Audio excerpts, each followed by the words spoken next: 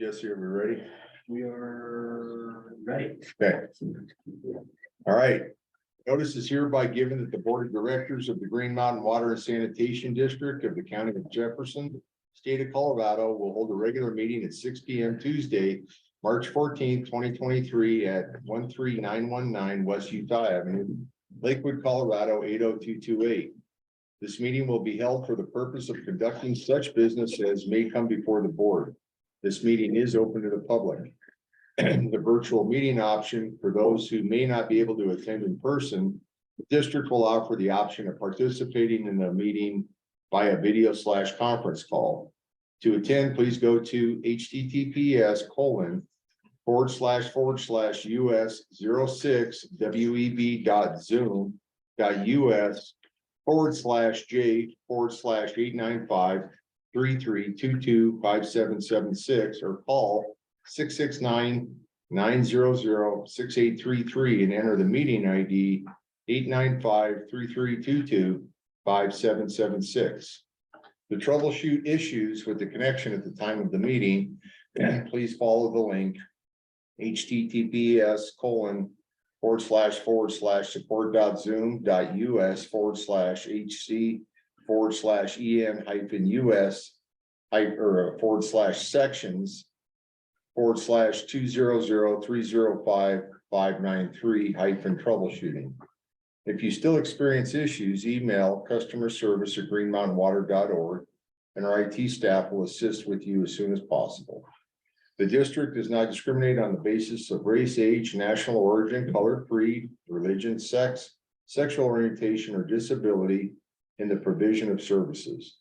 People with disabilities needing reasonable accommodation to attend or participate in a district board meeting can call 303-985-1581 or email customerservice@greenmountainwater.org for assistance. Please give notice as far in advance as possible so we may accommodate your request. Agenda item number 1, call to order and declaration of a quorum. Jeff Baker present. Todd Hicks. Dave Wickman. Karen Morgan present. Roger Wendell present. All 5 directors are present. I declare a quorum. We'll close agenda item number 1 and move to agenda item number 2, directors matters and disclosure matters. Anything? Being no items, I will close agenda item number 2 and open agenda item number 3, approval of additions to or deletions from the agenda. Do we have any of that? I'd like to move that we add the approval of the minutes from the January meetings. I mean, was there a reason that they were left off? We got those for review 2 weeks ago.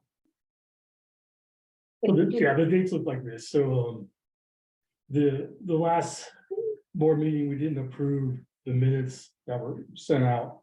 So the last board meeting was February 14th, those minutes were sent out January 24th, and they weren't approved, so I just added those to carry on to this meeting, so they'd be approved.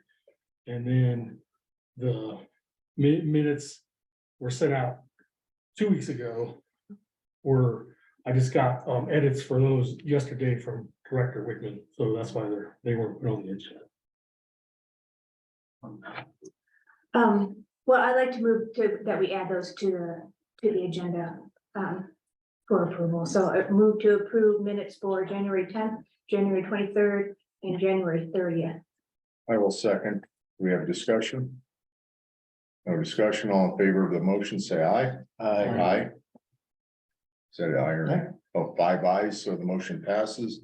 Where would you like that? Under the meetings then? Or approval of the minutes? Yes. Okay. Any other further additions or deletions? No. Okay. I'll have you read off those dates because I don't have them on my agenda here, if you wouldn't mind. Okay. All right, we will close agenda item number 3 and we will open up public comment, limit 5 minutes per person for past motion of the Green Mountain Water and Sanitation Board of Directors, May 11th, 2021. Members of the public wishing to address the board during the public comment period are asked to keep the comments civil and related to the items in the agenda or to the conduct of the district business. Members of the public wishing to address the board will be recognized by the board to maintain proper decorum. Since the Green Mountain Water and Sanitation District Board values your input, we always offer additional opportunities for the public to provide comments by using the district's email system or by phoning into customer service in the event they do not get on during the meeting during the period set aside for public comment.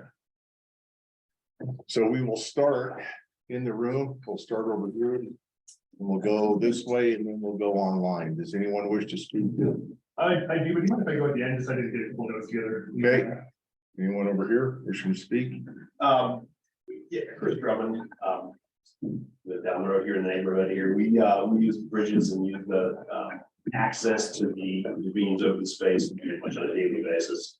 And just want to be here and, show our voice, show our, resilience in that and, you know, desire to continue to maintain access to that section of land. And show concern too. There's a lot of kids, a lot of people in the neighborhood, right? Pretty steep ravine. You know, they're going to continue to access. There's a lot of people in the neighborhood. They're going to continue to find a way to get down there. And really just, you know, don't want to have liability today. That's good one, but. Thank you. Appreciate it. Would you like to say You know something? what I'm saying? I'm Catherine Drummond. We actually walk here this evening. We take a family walk sometimes twice a day.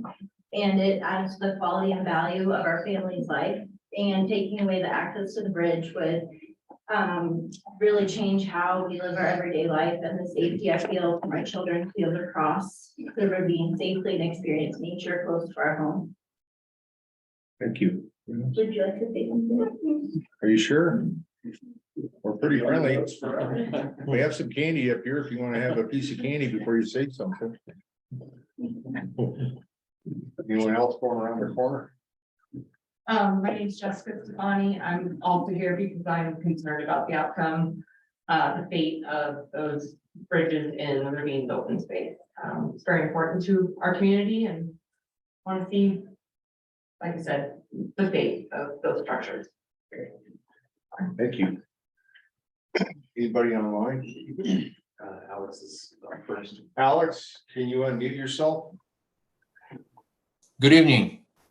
Hello all. Hi Dylan. Hello board. Hi Jesse. Hello everyone in the room. Thanks for listening to the comments. My comment related to a couple of things. Item 9C, the amendments to the bylaws.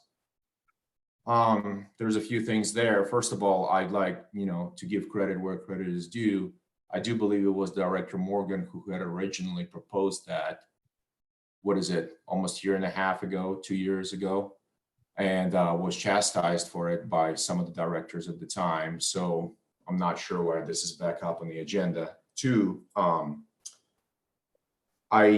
at the time, I remember getting yelled at when I was on the board that we were trying to make some changes to the bylaws. So I really do hope that the board tonight takes their time to listen to the public and to see if there is maybe some suggestions to the changes that are being suggested to be made to the bylaws instead of just trying to pass those tonight.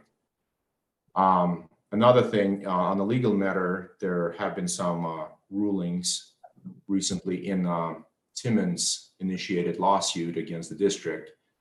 And I do hope that the board yet again maybe considers potentially a malpractice lawsuit against the former district council. So that's all I got to say tonight. Thank you for your attention and thank you for everything you're doing. It's not always easy. Thank you for listening. Thanks, Alex. John Henderson, you're up next. Would you unmute yourself, please? Yes, hi, folks. Good to see you all. Very quickly, and again, thank you for allowing me to speak. Based upon my work with you all, beginning in August of 2018, I just wanted to share a couple of observations with respect to the proposed bylaw, item 9C. I know the board considered making a formal statement about this at several steps along the way. We certainly had the termination notice April 9th of 2019, which in the first 5 paragraphs addressed the importance of the limitation on providing extraterritorial service that was embodied in your service plan. So that's already a matter of record on April 9th. And then, of course, the recall election where the voters, at least one fair interpretation, I think, is the voters came out solidly behind the board majority's position against extraterritorial service without public hearings and amendment of the service plan. So for what it's worth, I support the proposed amendment and highlight the significance of getting a service plan amendment before even considering an intergovernmental agreement or other measure to provide extraterritorial service. I think you all have heard me talk about this or write about this ad nauseum, but just the short of it is that the two critically basic elements of any service plan, and I've looked at hundreds over the last 6 years in doing my work on metro districts, the two absolutely critical elements are, number one, what are you going to do? And number two, where are you going to do it? You know, the developers would say to me, well, the Title 32 allows districts to provide service outside the boundaries. And I say, sure, it does, but it has to be in the service plan. Solterra's service plan allows it to do some things outside the district, but only because it's in the service plan. Your service plan doesn't say anything about providing extraterritorial service. In fact, it says the opposite. It says, thou shalt provide services to the inhabitants thereof of the district. So I think it's great that that's part of this proposal. Just perhaps needs to be clarified that you don't even get to an intergovernmental agreement consideration until after you all decide to amend the service plan. Again, thanks so much. Sorry to take your time and best wishes. Thank you, John. Anyone else online wishing to address the board? Yeah, I'll circle back to you. So I'm Pete Gostowski. I'm here again for a couple of reasons. One is obviously to support keeping the bridges open for pedestrian use. I'm also here to ask the same questions that I've emailed the board about multiple times without an adequate response since the 2/14 meeting.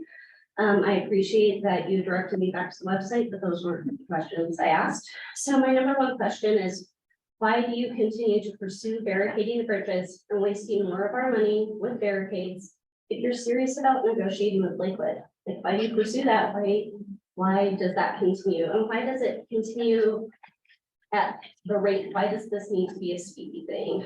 The second part of that is, why did you never attempt to let the residents or the community know what was going on? I mean, you said we've been at this for years. Community didn't know that. And so we're here now because we found out about it.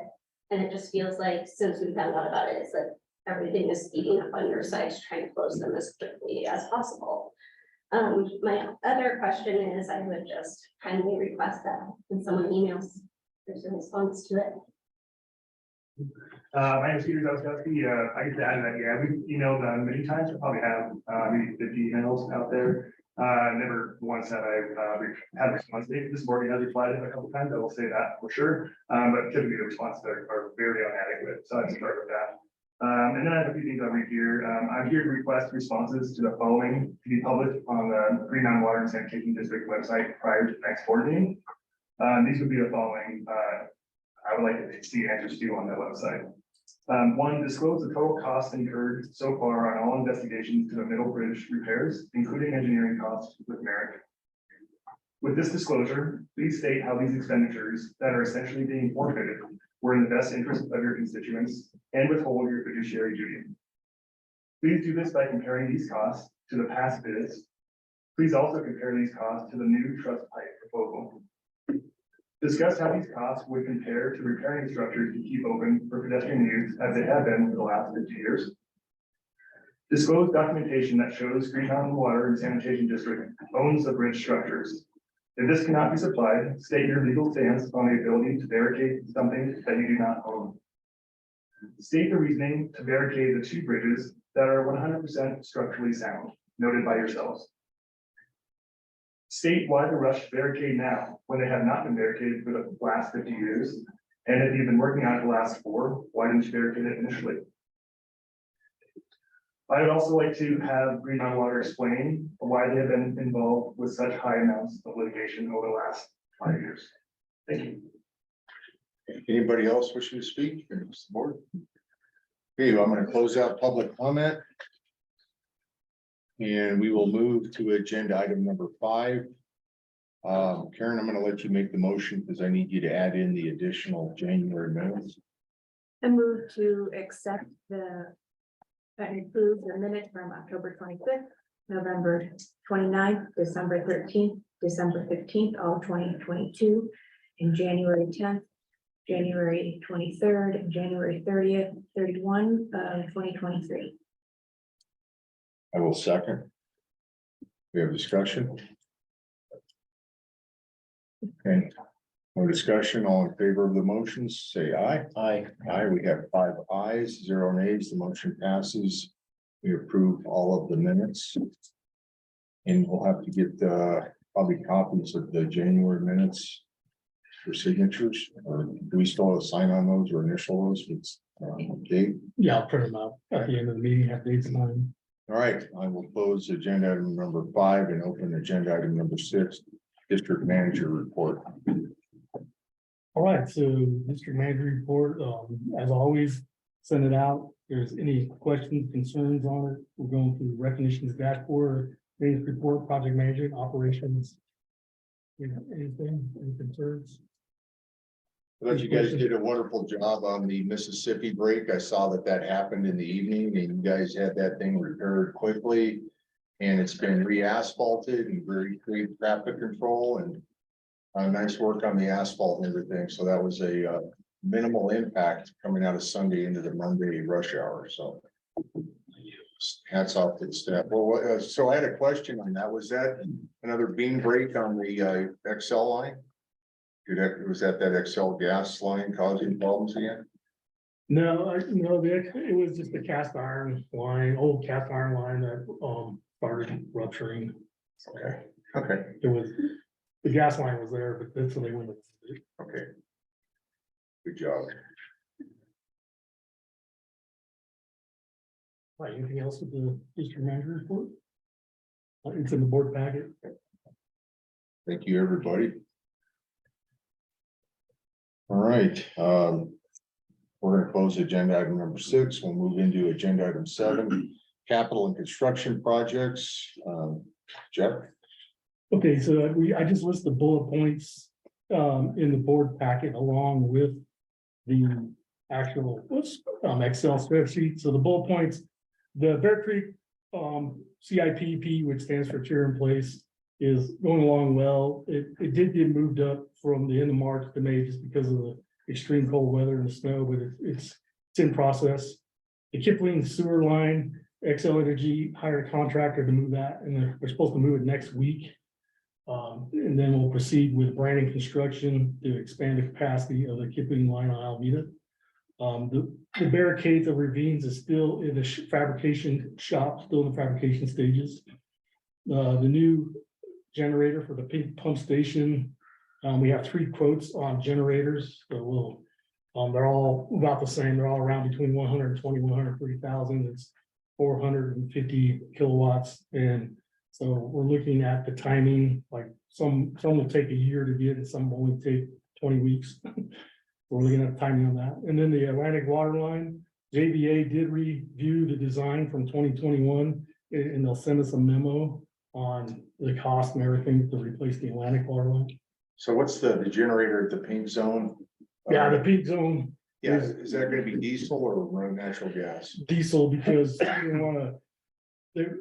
We were talking to a lot of the experts and there was a lot of issues with natural gas generators on the Marshall Fire in the town of Superior. Because they had to shut the natural gas off, so we'll stick with enclosed diesel protected tanks.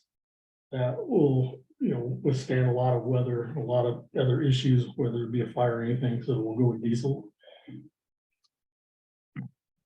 And then we pulled up all the old documentation for design on the trestle for the Center Ravines crossing So there's already a lot of work that's already been done to move the easement over and move the pipe over and hold it up with the trestle. So we're in the process of just bidding to the design of that. That's it. So those are the major projects going on. How many people have put in the bid on the design? We haven't put it on bid yet. And it, looking at it, it shouldn't cost very much. So I know the design part, the construction might not even cost that much. So we might, if you guys, I'll give you an estimated cost. But, we have to, for design, we don't necessarily have to go to bid. If it costs less than $60,000 to design it, because there's a lot of companies, we found old documentation from 2021 where there's companies that we just give them the specs and they quickly design it because there's existing trestle manufacturers that just build a trestle, have a trestle on in their lot, and they just bring it and then install it. And the key with installing it, of course, is if they have to put it on pylons. So can we just go with the old geotechnical survey that we had done on the original? Can I interrupt? We already decided that last time to put this out to bid for a Yeah. design. So Yeah. we're waiting for that to go. Unless you want to revisit that. No, just asking. I'm surprised to hear that there was design work done because I did go back through and make that timeline before between one meeting where we're doing it this way and the next meeting where we said we're gonna do a trestle, and then for some reason it went back to being a pedestrian bridge. No work was done. And that was when I asked about the 90%. And nothing was done on a trestle design. So the point is get new designs, figure out if we need those pylons, what we're doing over there, and start fresh, because we didn't have anybody looking at it with fresh eyes. We will do that. So I know, I'm sorry, I interrupted. Was there anything else on that one? No, those are the bullet points from the projects. I have a couple questions. While we're on the Ravine Bridge, now, what was the status of the permits you were gonna find out about before fabrication? Let's see, the only existing permit is the fence permit from the city of Lakewood for the barricades. I'm sorry, can you clarify? That is, a fence permit is something that we would apply for, you did apply for? You Yeah, thought we- that's what we Yeah, need we to do? applied for a fence permit to put up the barricades. I'm gonna come back to that. Well, we're on it now, so. Can I'm gonna ask for legal advice on that. Okay.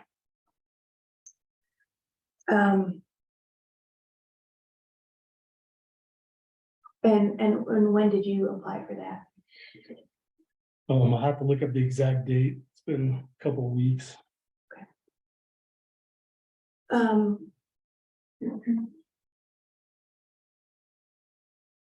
Well, I did see a reply. I thought Lakewood was not doing anything with any of the permits. Yeah, I think they were trying to hold off. Yeah. I thought they were submitted with Lakewood, and I thought on one of the emails that it had said Lakewood is not moving forward with the permitting, so. Sorry to interrupt you. No, that's it. I think that would, like I said, I need legal advice on that. What kind of communication are we getting from our constituents? Can you tell me what the volume is looking like, Mr. Tice? From our residents about it? Is it, are we still getting calls and emails? How are you responding? The calls and emails customer service receives for ravines, Yeah, nothing really. I think they're emailed straight to the board from what I gather, because we don't get very many calls or emails. okay. Now, as of the last meeting, Director Baker had asked for the proposal for our proposal for an agreement to be posted online. I didn't see that online. Did I miss it? Is it someplace else? Well, no, we didn't put the MOU online. You want the MOU? Yes. Put the MOU, okay. Yeah, this is what, Post you know, I MOU. think some of the people, the constituents, when we're talking about being transparent, we're trying to keep everything online, so if they're not seeing the MOU, then they're not understanding that that is the proposal that's gone out to Lakewood, and that's what we did send out to the city of Lakewood, so. Well, let me ask you that, because I was actually thinking about that. You know, I like to send things, I let people know what's going on. And I thought about sending that out, and I thought, well, maybe I'm not supposed to. That MOU that we're proposing, that can go out to the general public? Yes, Okay. we put it in the last board meeting, we said we wanted it on the website, we wanted it to be public. Okay. What about that reply we just got today from the city? They're proposed. It's not privileged or confidential. Oh, well, it's always confusing me, which things are privileged and which are not. Also, the public, just so you understand, MOU is like an agreement, Memorandum of understanding. Yeah. we have sent out a negotiating piece to the city of Lakewood on the ravine bridges. And we received a reply today from the assistant attorney. And we will probably be discussing this later on, so. Yes, we have been discussing this, yes. So that's not, because it came from you, doesn't that make it privileged when you do that? No, I'm just forwarding an email from another attorney. So Oh. if I had made comments on it, for example, those comments would be privileged, but just me conveying that information doesn't make it privileged. And I didn't realize, I wasn't thinking that this is not, that did come in today. Can we get some legal advice on that as well? Yes. Okay. I agree, I wanted to let people know, but we did go through a couple of revisions. The point was it was supposed to be revised and checked by legal, and then it was gonna go through. So there was a final draft that went to the city, and that should have been made public so that everybody knew where we were and could tell people what we're doing. So as of right now, it hasn't went out at all. It has not gone out at all that I know of. Okay. So, we can now, and there may be updates after the meeting as well. Is anybody else at all concerned, with our level of communication? This is something I have to agree, you know, on the one hand, I have spent some time emailing people back, and I have a personal email list that I have been sending things to people for a couple of years, but that is not a district wide. I don't have access to everybody's email. So I have my personal. Nothing's gone out from the district, and we have the timeline. That wasn't any anything big. Do we have anybody who's officially supposed to respond to any requests we get? I know I'm not gonna do it, because I want to speak for the whole board, but somebody should. We brought this up a number of months ago. Yeah. I thought we came to a decision, but I don't recall what it was. No, look, the thing I thought might have been a good idea was to ask some of these folks sitting out here to talk about having them on a committee, right? And then we would basically, you know, they would be sitting in at a level of the board level, you know, that they would, you know, understand what's going on and make sure that we're communicating. And I think Peter was one of them I was talking to, but you know, that way we're having this good dialogue, right? Because, you know, Peter says, oh, he's not replying. Actually, I called him, just so everyone knows. I have talked to him, and so and I have replied. There are positions we're at, and some of the questions tend to be redundant. We're just going back and forth, and it's like the position of the district is not getting, it's not getting out there. It seems like when I'm hearing this going around the circle here, and you know, it seems like people aren't understanding where we're at. And where the city of Lakewood is, and then making the delineation. Making a good delineation there, right? And that's why we have this thing called the MOU. It's our proposal based on our fiduciary responsibilities, our swim lane, and there's Lakewood and their fiduciary responsibilities in their swim lane. And that has been the problem for the last 4 years, so. And I guess I wasn't interested in having like an honorary board member on it, but I do think that there should be something besides, when that's a district level thing, is the communication to speak for all of us. Here's what we're doing. Sam brought it up at one meeting. I brought this up, and I reiterated that desire again last meeting. I asked in between about maybe doing some pictures to show the differences between the structures and no one's real interested. That's my question. Is anybody really interested? Because I thought at one point maybe I needed to be doing more, but I don't need to be doing more. I need to step back. Well, so go back to director when Plotkin was on the board and he wanted to have a monthly newsletter and we had talked about doing that and that. We went to all ground. used the newsletter. Yeah. As far as I know, it has not been utilized. But that was with Alex. He had stepped up and then when he left the board, then that didn't transition to another director. So Yes, but we left it as a district level thing. The policy was you can use a newsletter if you need to. This seems like a need to issue. We've had several meetings with people coming in asking for information. When else do you put out a newsletter for information? so is there a motion there? No, Should be. I've already put the motion out, but the motion was, we already made a newsletter motion. If we would like to, I guess the only thing we can do is say, think about this, because right now that is with the district and with Mr. Tyus as a management when you want to put one out. We have not used it, so maybe it's just new and rusty, but if this seems appropriate, maybe I'm just off base, maybe nobody No, else but needs to use it. you're saying it's situational. So now we have a situation. Yes, And so typically the staff's gonna move it the direction of the board. They move it, we have to make a motion or something like we're telling you to do this. I don't think that's my. So can I ask Dylan a question now, or does it have to be an executive session? Depends on what you're asking. I'll tell you. So like us personally replying to things, what liability do we create if we misspeak? Or if we do not have it exactly the way it is? You lose your house. You don't really face legal liability. The risk that you face there is like public opprobrium, people might criticize you. But your individual statements as a director, your individual statements as a person or your individual statements as a director are not binding on the board as district action. And you will get criticized just for saying, this is my opinion and this is my thought, but here's what I'm thinking, and they won't like that either, so. Well, because initially I did that, and I literally had people who like contacted me, who contacted my work. I mean, they went like a little far. Really? So like after that, it kind of fixed my wagon. Yeah. Well, since we done our website, have like on the front page, a little statement about this, I don't remember what all it said. But it seems like we could flesh that out every month with Q&A. Because the questions often seem to be the same.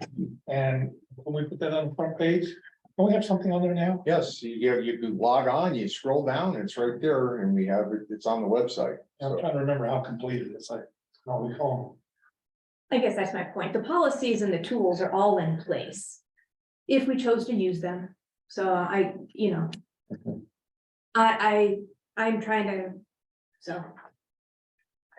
So we need to be very explicit. So Jeff, we would like to update and we want something to go on the website that is, maybe we open up a question and answer. Maybe we put a box in there where we can link to the customer service email or something like that, where if somebody has a question about specifically the ravine bridge thing. That way we can be segregated and put in a folder.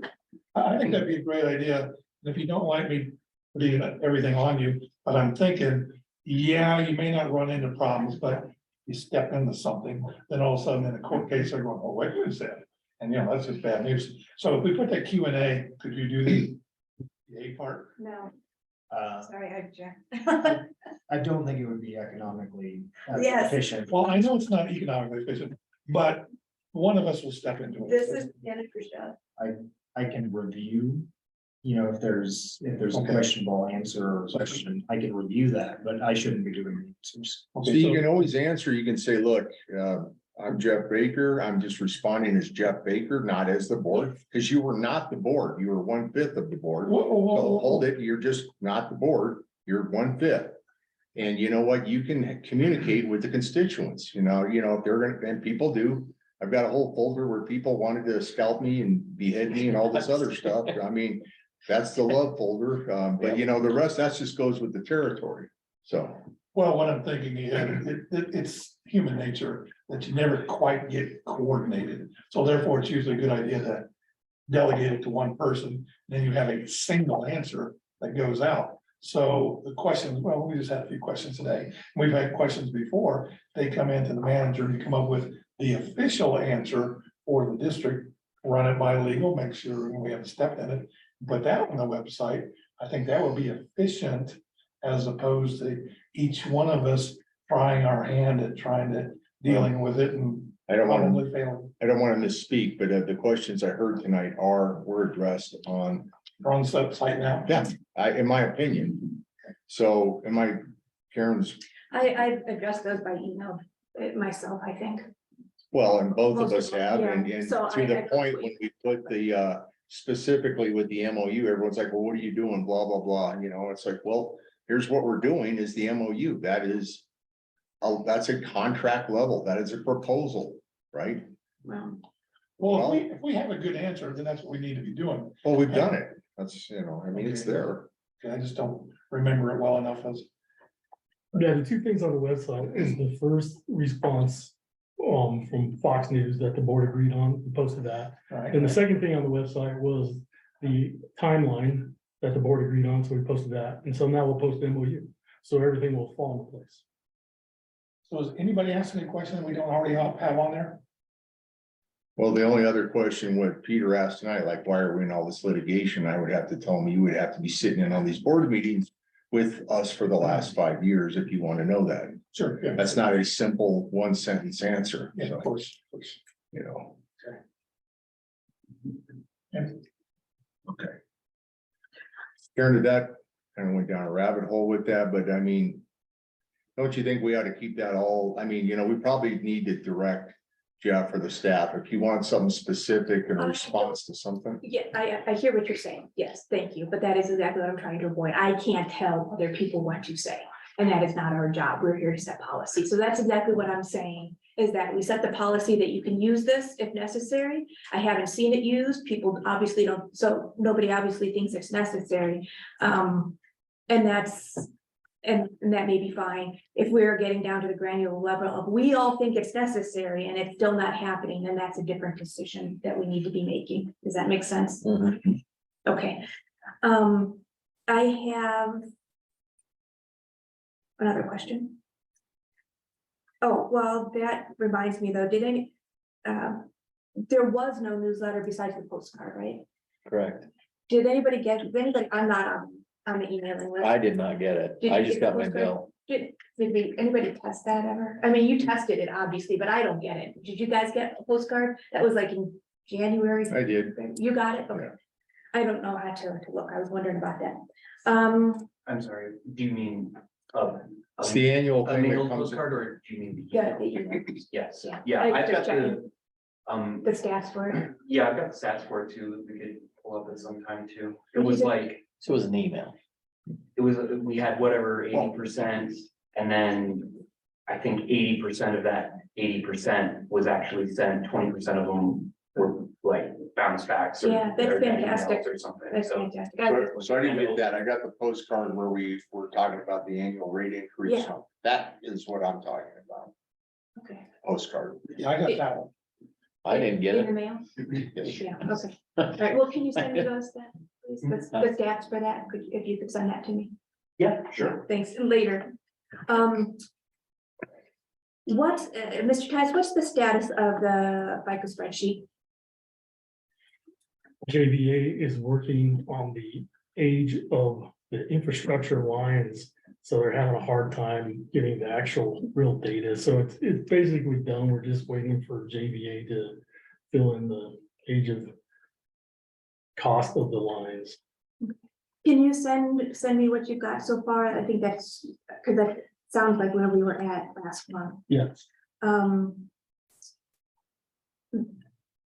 Is there any way on that construction sheet that we can put some target deadlines in so that we can see if how things are going on schedule or not on schedule? Yes.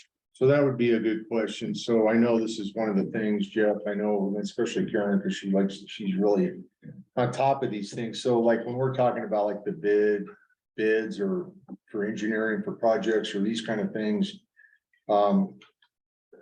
I guess, and I translate Karen, I've been with her long Thank you. enough now. She wants to know when, you know, like if we just put stuff out and it's like some sort of rando type thing.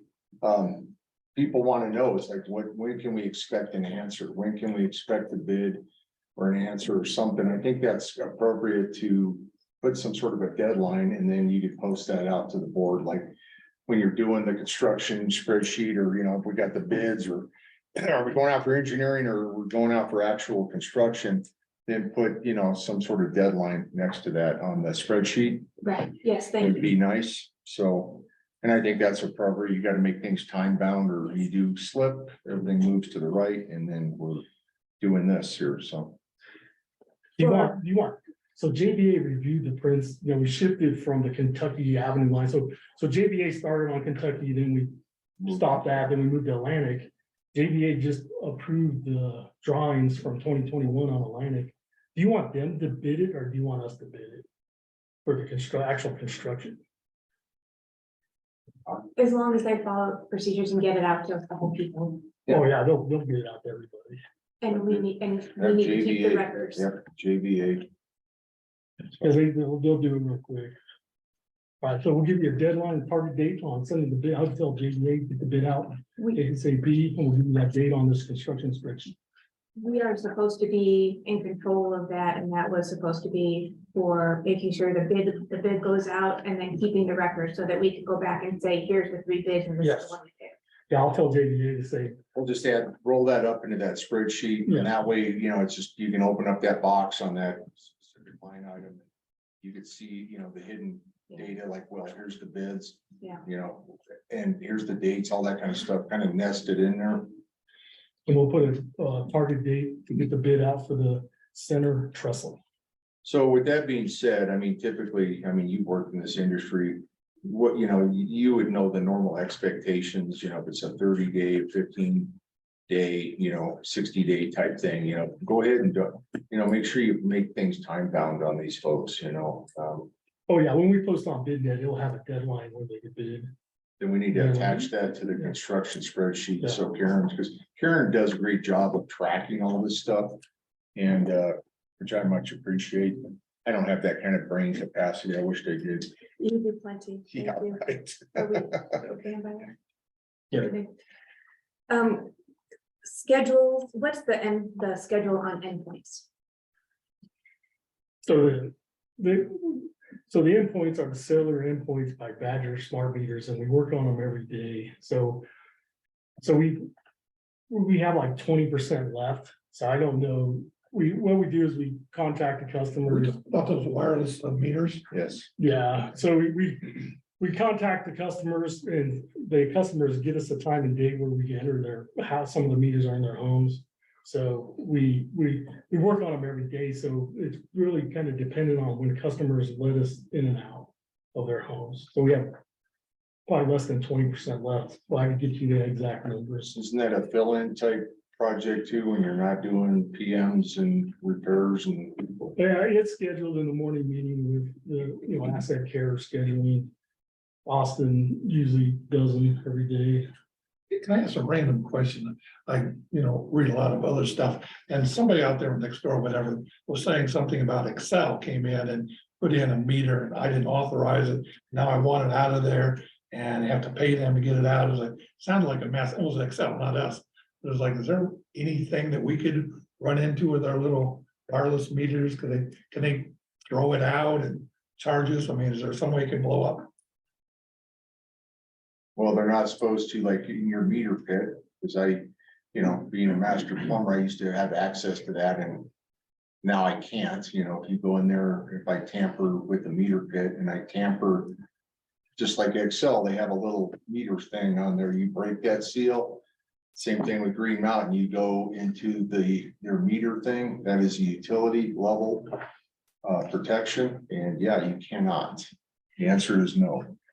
Well, let me understand. This person seemed to be saying that he had to give permission in order for Excel to put it in. Excel did it anyway, and he was making him take it out. It sounded like. That's Well, a smart meter. yeah. I don't think that's an option. Well, yeah, you can opt out of it. Then, yeah, I wasn't Yeah. sure. Okay, well, Yeah, if it's an option, but see, with us, we have to be, that's how we charge. Well, Right. sure, yeah. It's just like you can't opt out of not having a meter even with Excel. Now, if it's a smart meter versus the standard analog thing, you still have to have a meter. So this is our meter. So we don't have the problem of somebody saying, I refuse to accept the smart meter and, We call them, we warn in advance. We don't do it before their permission. So. oh, well, the we- difference, a smart meter is to track you so they can charge you varying amounts. Ours is just still gauging water. No, the smart meter is gonna be, they'll do rolling brownouts on you, and whether you like it or not, they can see it and then they'll drop that part of the grid. anyway, we're not gonna be running into any No, problems like that. Okay, good enough. One final question, and I just want to make sure I did put it in, my question is on that elk hire that is, I guess they're still building up there. And I asked about it, Mr. Tice did check on it, they have not hooked up, which is wonderful. My question was that we don't have any legal obligations or anything to do with that. We have not heard from them, but they are still building, so just nothing, right? Yeah. Just making sure. Let's move forward at your own risk. That is high stakes poker. Okay, good. And just, I don't know how likely this is, what they may be doing is rolling out their construction on a schedule that they are hopeful that the district infrastructure project are going to happen before they're ready to connect. Okay. That's kind of my pet theory on that. Okay. I don't know, and I don't know how likely that's going to be to happen. Not very since we switched it last month. Right. Let me follow up a little bit I on didn't that. think they were doing anything. We got so many things going on, so of course I get confused. But I thought I saw a message from Jeff over here. Did you say that they have their tap permits in or something like that? I can't remember the terminology you used, but it sounded like they. had No, their- what's going back to 1070 South Alcar, here's the whole story. Yeah. So developer comes in, they get the city of Lakewood water and sewer certs. We modify the city of Lakewood water and sewer certs that if, the water's available based on our clause we put in there. And then, so based on that clause that we put in there, we sign off on it. And then in the meetings in October, November, we told them they'll have to pay $6,000 for JVA to do a study on that part of the collection system, that part. And then also we said, this is all documented on email, that they also might have to pay for part of the Kentucky Avenue increase of capacity. And so that's where it All right. stands. So there's no tie-ins, nothing, in order to tie into a water line, we'd have to go shut off the water for them to tie into it, approve it and everything. So there's. I know we've kind of been through this before, so let me try to nail that down a little bit more. Because right now, they come in and do a paperwork, and our paperwork says, sure, but it's contingent upon you follow all the rules, and stuff like that. And so that's why, we're saying you need to follow the rules. However, are they turning that around and saying, hey, that's as legally binding as you can get, and your hands are tied, you must give it to me, you've given me all the permission I need? An availability of service is not a guarantee of provision of service. So it is not a legally binding obligation to provide service. And that is on the form. We updated all of that, made it bolder, bigger, and Well, that was my sense from what I've heard about before. But like I said, when I saw that message, it's like, well, we have our cert. And if we get our cert, we're good to go. We're out there building it. I'm going, that's not my understanding. I don't think that somehow you're authorized. That if it's their understanding, they're going to be in for a rude awakening in about 3 months. They don't look very optimistic. I was by there. They haven't added very much other than a rocking chair on the concrete form. That was it. Okay, all right. Okay. I heard they were still moving on it, so. well, and they can, I mean, if they have the building permit from Lakewood, they can go all the way up. The problem is when they go to close out and get occupancy, and that's where he's talking about. They're kind of banking on something happening over that duration of construction, right? That's their gambler's thing. But if you get to the end of that, and then now he's up against that construction loan, and you got to close it out and get occupancy, and that means getting signed off and connections. That's the high stakes poker. Well, in addition to that, isn't there this thing about they have to get a fire hydrant during construction? Kind of as a pseudo in between sort of tap in. That was a regulation of West Metro Fire, that they have hydrant connection for flammable materials on site. And I thought we were not giving them that connection. We haven't. So how are they building if they're, Well, it's part of the violation is you know, there's kind of like things that are probably slip and slide grace periods. But as this thing starts moving into stages, we talk about, you know, design level, you're gonna be into that construction level of permitting, you know, like where you get to, you finish this phase. That will all be taken into account. And if you're not, that hydrant's not wet at a certain next phase, then they will get a red tag from the city of Lakewood. And that will be a stop construction permit. There's always like fail safes that are built. That's what I'm trying to tell you. Be careful how you proceed. okay, Especially if you're not funding it right out of your pocket. If you're doing it with a bank, then you know, you can get all kinds of people that get upset with you. Everything is time bound. okay. Anyway, as of right now, they're supposed to be stopped. But if they're going on, it's, It's move forward at your own. okay. Your own risk.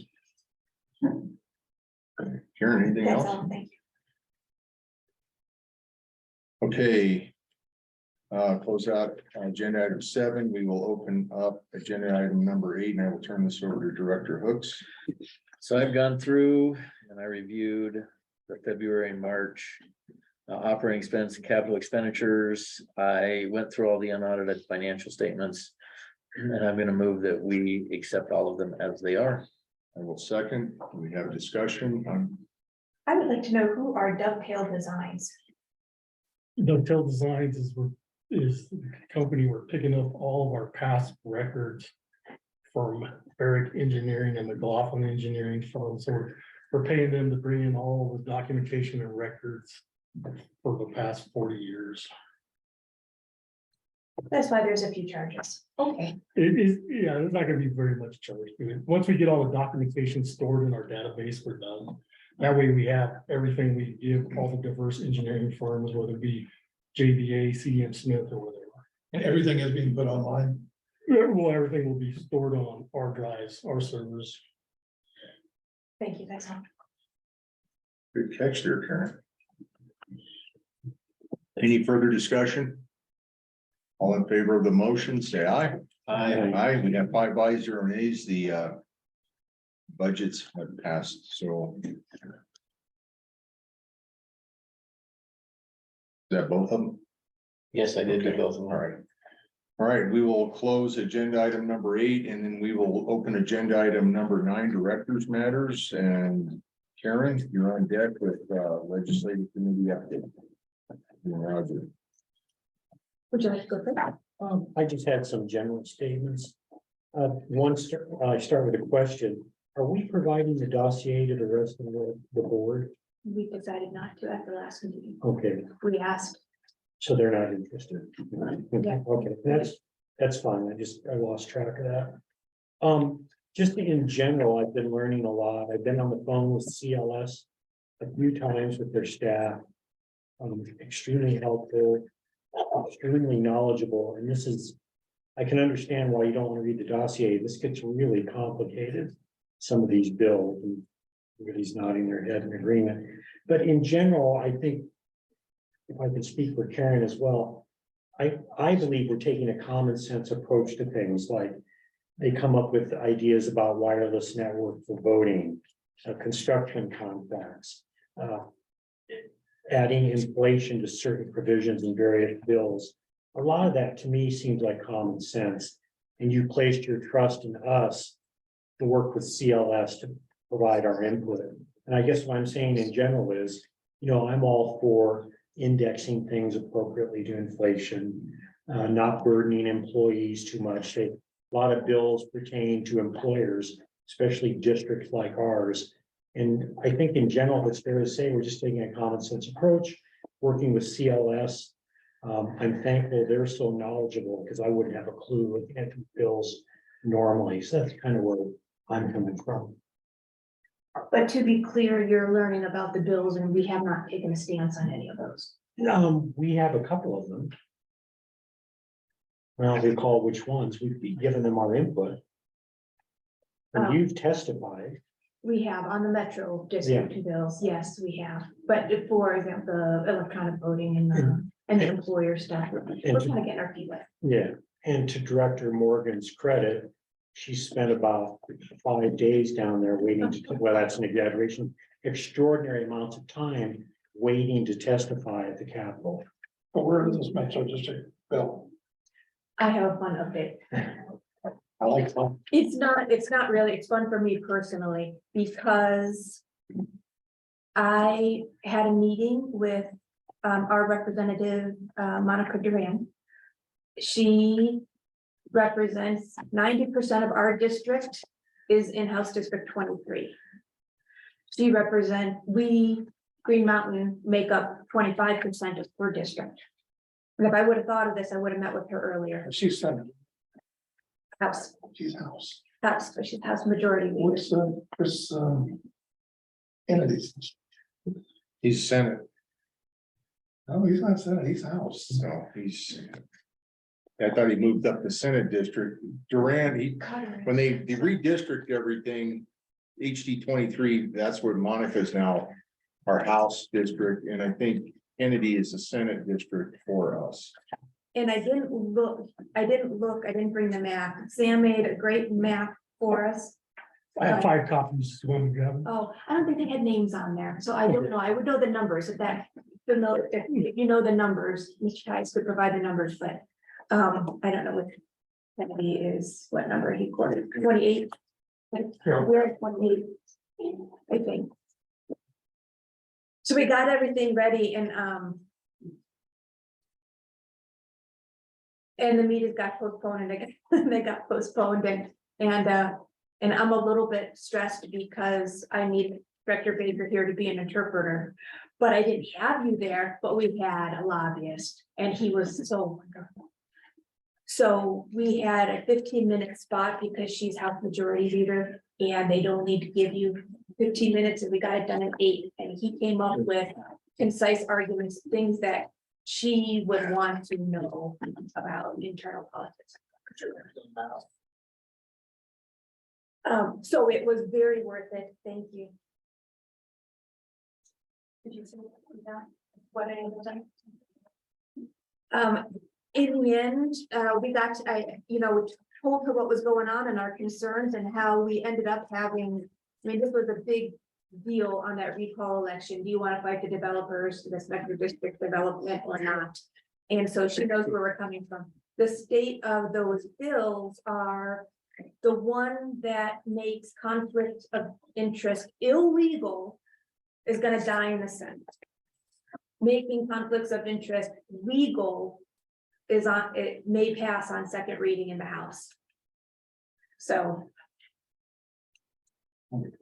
Yeah, And these that's- are some of the complexities. Yeah, you think the House and Senate are controlled by the same party, the other. They put conflicting bills in. They both have a conflict of interest bill, but one's making it legal and one making it illegal. So that's what we did. Did testify a couple times and there's been a couple new bills, but I haven't seen. One of them was just like this conflict of interest. Do we want to save water by regulating HOAs to deregulate their water? So I mean, they're all confusing. So by the time we have not met about any of those, I did want to bring your attention and I might circulate. I have the number on it. There is a new one that came out today and I will forward this email to you all. I would be interested if we can do that. What do you think, Director Wendell, on campaign finance? It would be campaign practices for municipal elections. The interesting thing I think about this one is that it increases the election Level limits, of contributions. level of contributions, such as some city councilors wanted to raise here and got denied. I don't know if that would be applicable, but I figured you would know more than any of us. Well, the first thing that jumps out is Lakewood's home rule, so they make their own rules, and so therefore would this be applicable?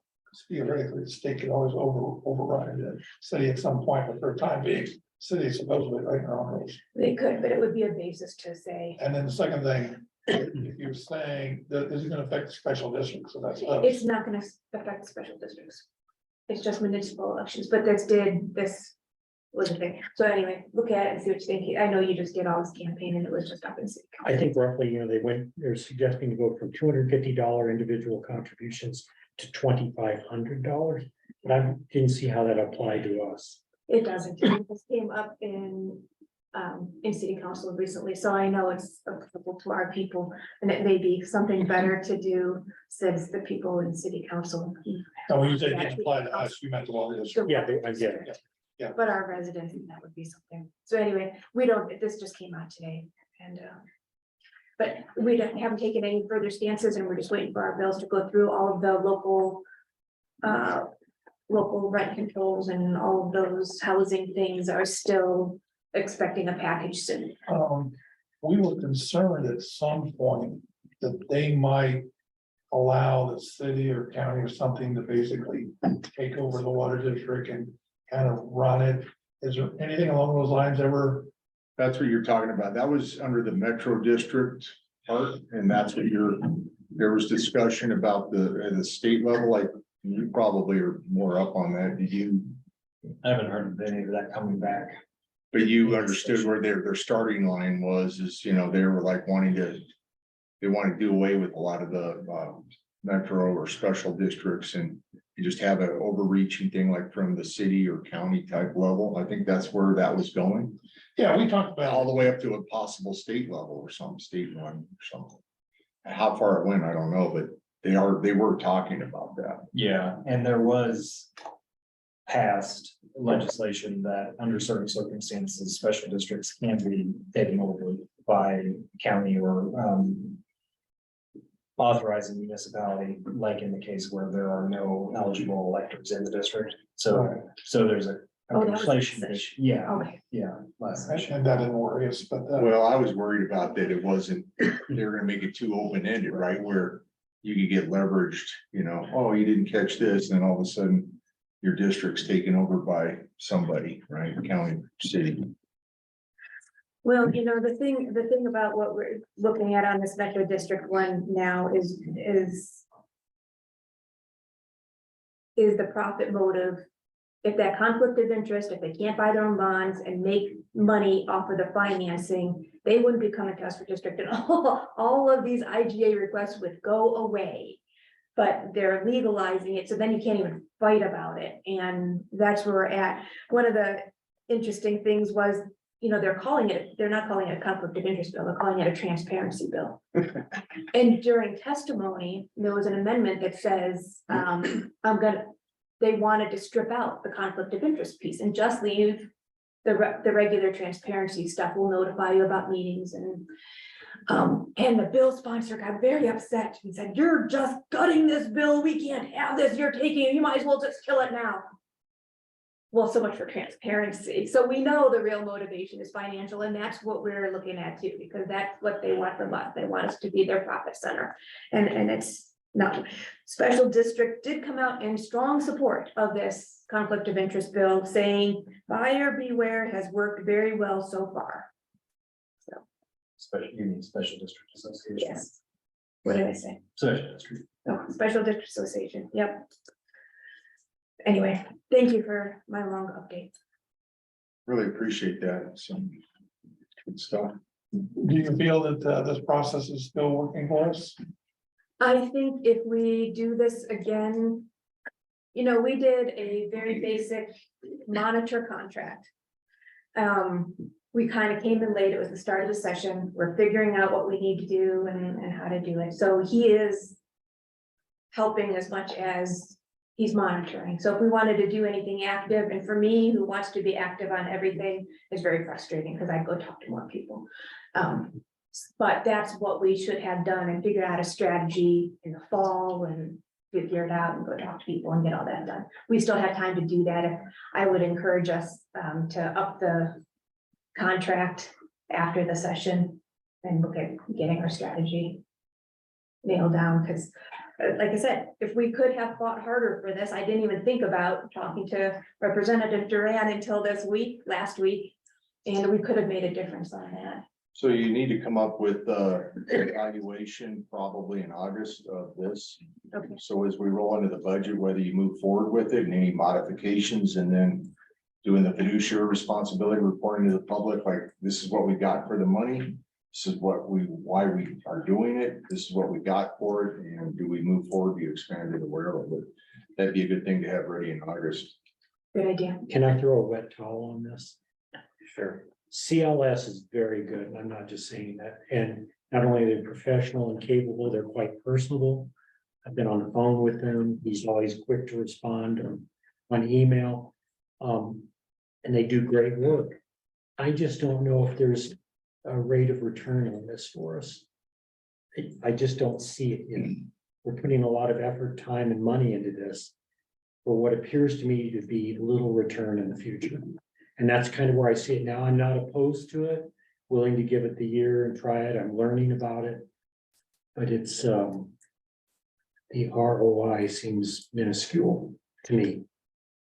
I think you might have a different opinion if you had more time to spend on it with us down, just trying seeing what all the arguments in the legislation really was. Like I said, I know you were asking, and I didn't take time to explain again what that ethics bill was, the House task force to investigate these things. And I know you've been busy on other things, but there is a lot going on with it that. And we have, like you said, all of those bills that do affect us and our residents that we haven't weighed in on. We couldn't. But my feeling is we don't have much effect on it. What change will take place from our input is minuscule. That's how I see it at the moment. Well, it's not always necessarily what effect we can have under the dome. It's what the dome is gonna affect us and give us some amount of time to figure out what we're gonna do down here, because, they're like, I think this is a record year for these legislators, I think. I mean, they're like, just like creating laws left and right, and it's like the tax thing, if you don't know what's coming at you. How much can we have an input? I don't know. I mean, Karen was gonna let you know, but first off, if you never do anything, you're never gonna get anything, right? I mean, it's just like people, if you never speak up, who's gonna hear you? It's part of the process. Got to have a voice, and unfortunately, in our form of government, you have to pay to have a seat. I mean, your voting is just one thing, but you do have to pay to have somebody down there in these sessions to negotiate for you, because just voting is not. They don't. At that point, it's a free for all. It really is. So if you don't have somebody weighing in on your side, you'll have to wait till the next election. At that level, that's what you do. You spend your money on a lobbyist. At this level, all of these people are here spending their time, and that's how you do it. So I don't know. It's about having a voice. It's like the folks are here, they got a voice. It's just like we're trying to have a voice. You have to have a presence. You just can't show up on election day. That's why we're all frustrated with everything, I believe. So it's more than just election day thing. All right. I'm just kind of letting, I mean, you're involved in it, and I think that's a good thing for you. So there's an awful lot to this stuff. You'll find out over time. Okay, who wants to cover the MOU? Didn't we already cover that? Well, you have a counter proposal.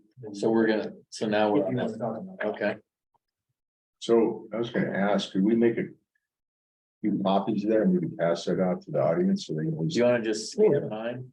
I reduced it to one page, Yeah, the actual MOU or the counter proposal. the counter proposal. You want the first MOU passed out to you? How many people would like to see a copy of that?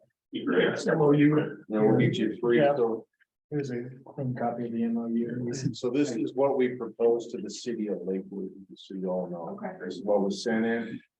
And we sent in a proposal, Lakewood's come back with two counter proposals. Yeah, kind of two options. So that way you guys are seeing where we're at and what we're talking about here.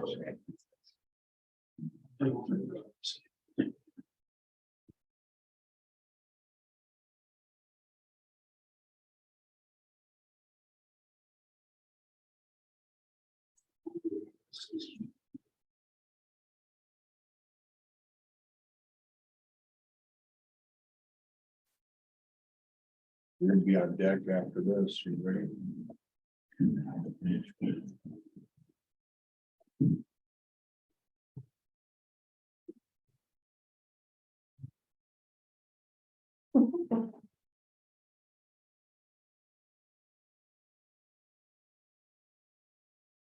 Probably walk by that 100 times a day. I know. Get you to. Yeah.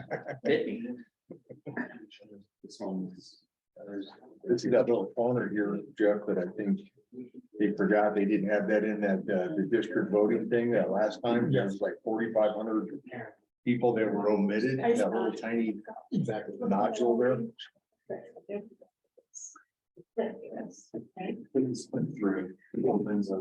Yeah. So, Yeah. that's a really good one. Yeah. Thank you. Well, first question is this whole thing about who owns it. I know we've been arguing. At some point, have we gotten a resolution as to who owns what? No, there is not an answer to that question. And never will be, because didn't you see paperwork or something that said? Well, no, the city of Lakewood shows it as an asset, but then they show it's not owned by them. But there's no paperwork to be found by anybody on the actual structures. Well, that's the funny thing on their spreadsheet. It's not consistent with when you look at their asset management. The edits, and it's only for the 3 ravine bridges. It's not consistent with the rest of the spreadsheets. Like somebody went in and edited like, oh crap, and edited, you All know. right, I saw that. Yeah. But I thought somebody said that you'd done some research and other. The most we had seen was like some hand drawn. It was written on like a plot plan or something like that, and it shows these ravine bridges, you know, they were, Hutchison was the project or developer here, Right, right? and he just turned them over in whatever 60. Yeah. And there was no Lakewood, there was only Jefferson County and Yeah. Jefferson County Parks and Rec. And Green Mountain Water and Sanitation, because we started in 59. Okay, So so the bottom line is there is no answer, and it's never gonna. there is no, Well, there's no paperwork. You might get an answer if you under.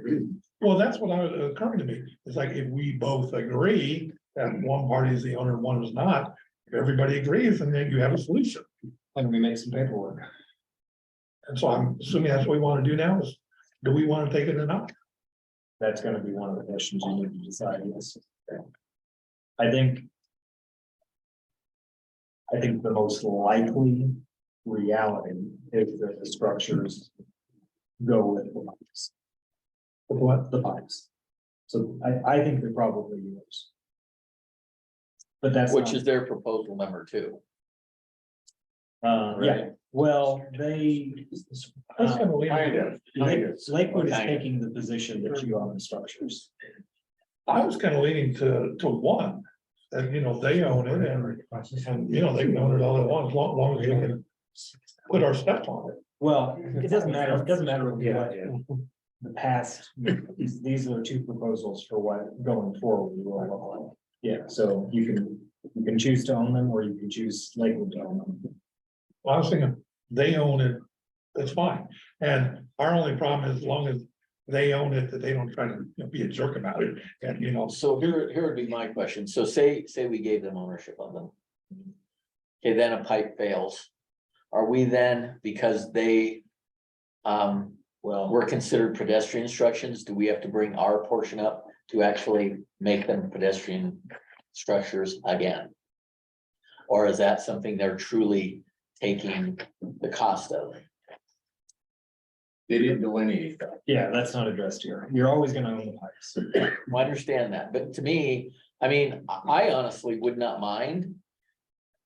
If they would say, hey, if we have to repair the pipes and they're willing to bring, because the pedestrian portion is what really costs the money. Mhm. If they take all of that over and say, in the event of a pipe failure, in the event of a pipe problem. I'm okay with that. If it's written in such a way that if that happens, then all of a sudden we're spending $1 million to put in a pedestrian bridge, I do not. That's exactly what it says.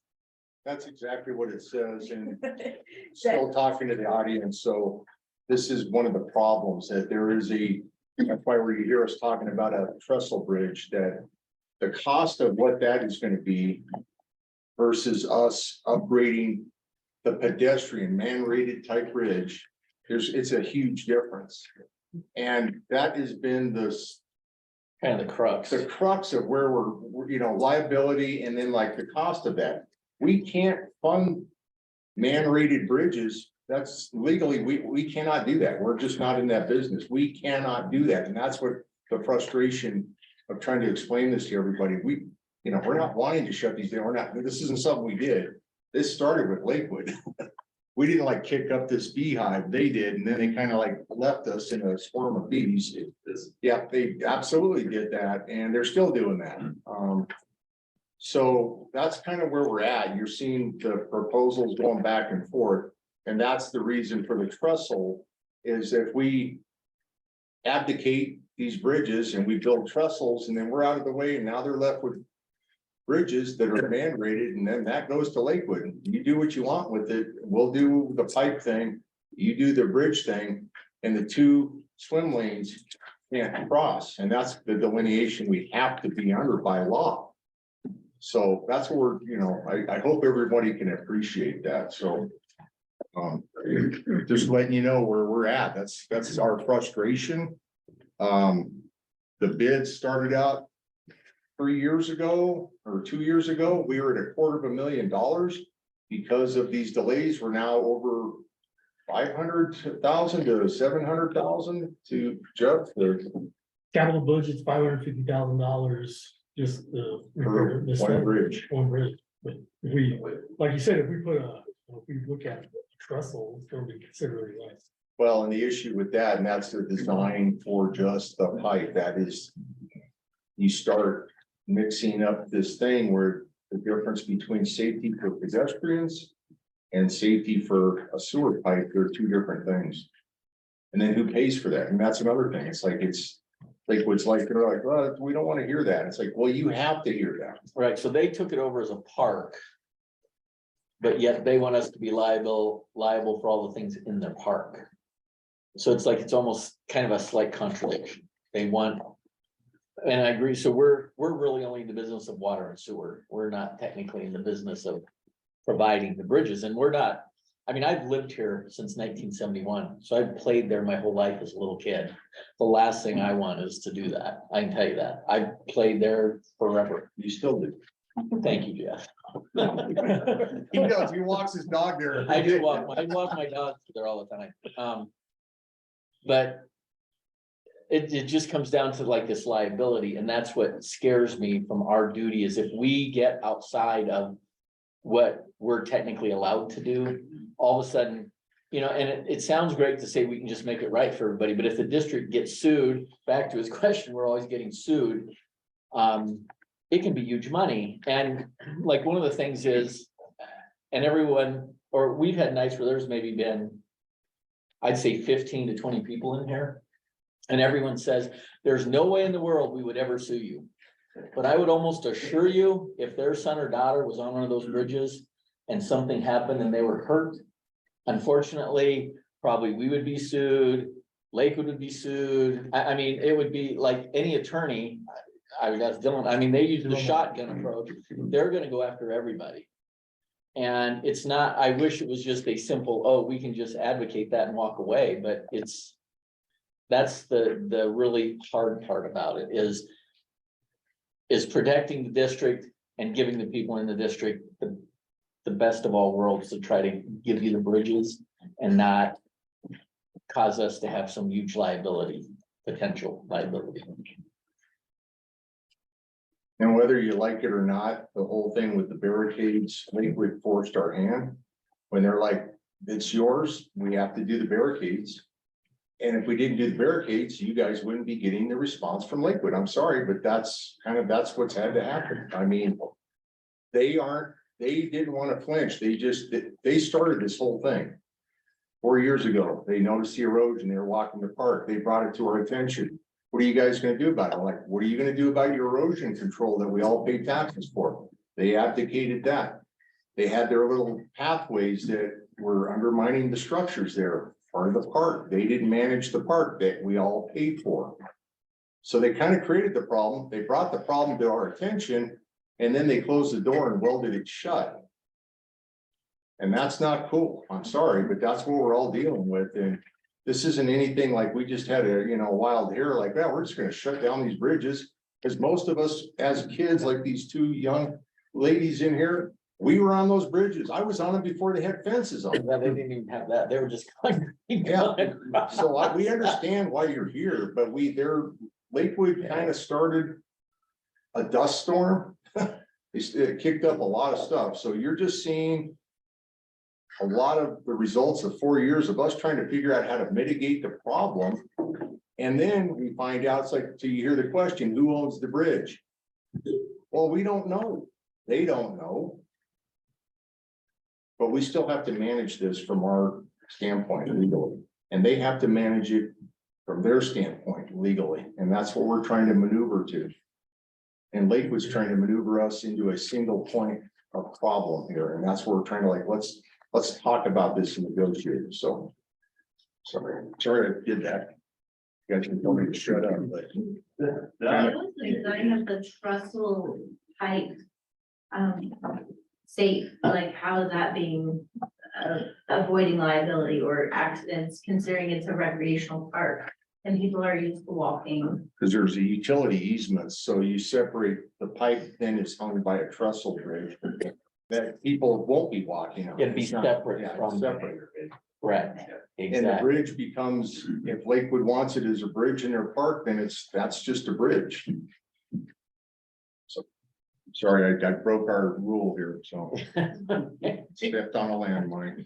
We only had to look at it for a couple hours, and my first instinct between the two proposals, because I thought number one seemed to have the city taking ownership. I think that's a preferred approach. Well, like I said, I don't mind the first one, as long as if the repair is needed, that they pay the difference to bring it to a pedestrian grade structure. And they talk about that, but that's in the option two, the delineation, I think, of the pedestrian maintenance, right? And that option two. Well, proposal one is that the district would retain, under the premises of the proposal, the district would retain ownership of the structures and Lakewood would lease pedestrian use from the district. Proposal two is that Lakewood would take ownership of the structures and the district would lease piping use. Did I get them mixed up? Because the second one sounds like the one I liked. Well, wouldn't, so just, simplistic question, but aren't we allowed to have a utility easement without paying them? Yes, So why are they asking us to pay for the utility easement? they're pushing the whole GIS. So you can always. Yeah, that's the pressure point, is that your lines don't actually sit within the legal easement. I guess the ask is you're not paying for the easement, you're paying for the use of the structure. Right. Under that circumstance, under that proposal. The insanity of all this, I'm gonna keep going back. Remember, I was out there when I had hair. And they weren't bridges, they were just pipe hangers out in the middle of fields. I'm telling you, there was nothing out there. At some point, somebody said, that's a bridge. Somebody made that into a bridge, and I don't remember when that Yeah, was. who paid to turn it into a bridge? Well, that's the city, when they Well, there's your incorporated. answer right Well, there. that's been my argument all along. Yeah. Because I am a living witness to no bridge and bridge, Right. Because I went to Davini and Dunstan and Green Mountain High School. I've seen the evolution of this whole area. Well, if we didn't put $1 into turning it into a resident bridge, we don't know. We don't have that record. I'm just telling you, I'm an eyewitness to that. Now, when did that happen? I can't tell you. When can, yes,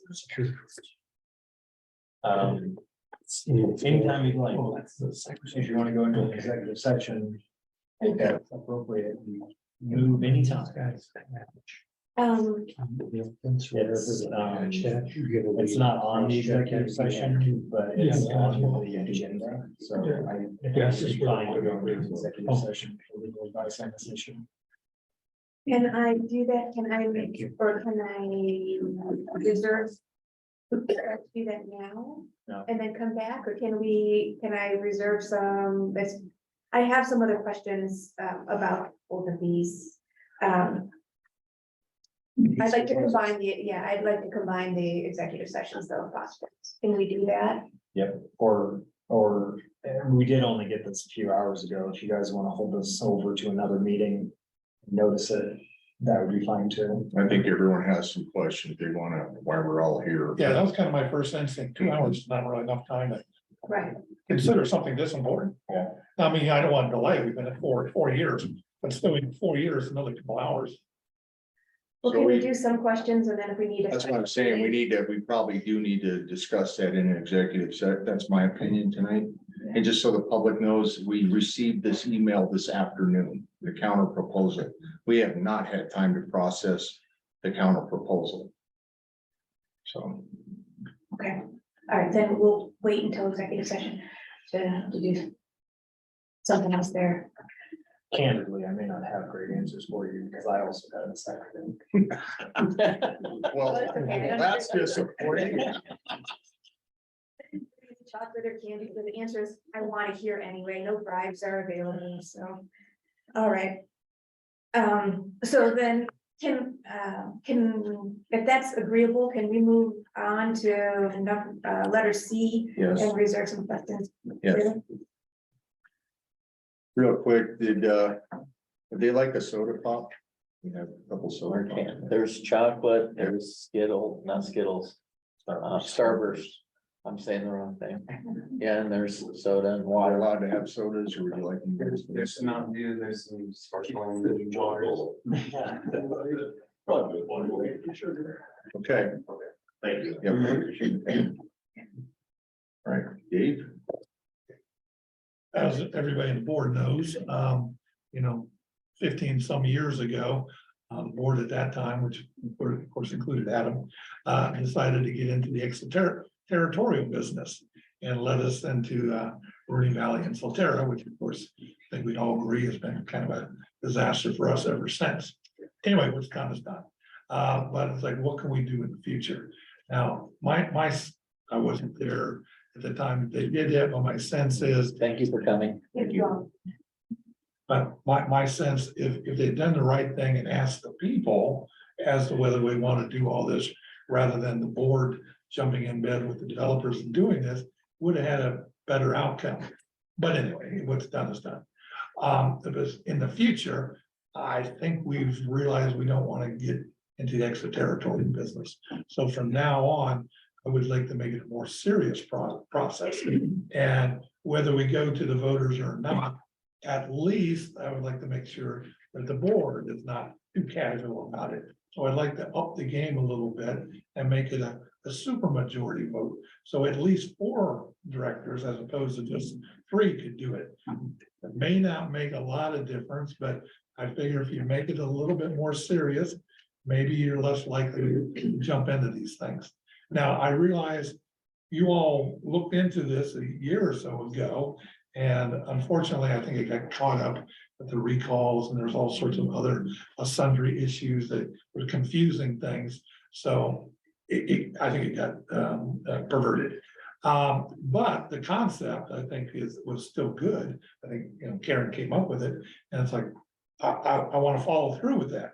And that stuff that, happened to her and the board back then, hopefully is behind us now. And maybe we can just look at the concept itself, is do we want to give this the credit of a supermajority as opposed to allowing it to be a casual majority of whatever happens to be the board at that time. So with that in mind, I'm suggesting we change the bylaws to make it a supermajority instead of a simple majority. So the next part there where you're asking for a public hearing and a vote, is that to stop like a late afternoon sign off period, or what is the theory behind that? Yeah, well, you know, my big thing, I don't like haste.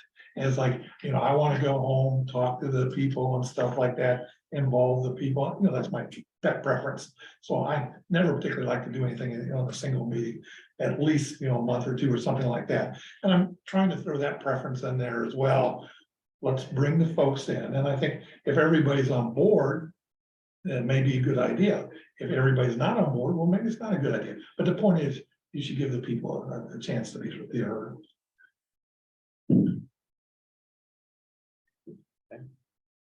So how does a supermajority work if you have the minimum for a quorum?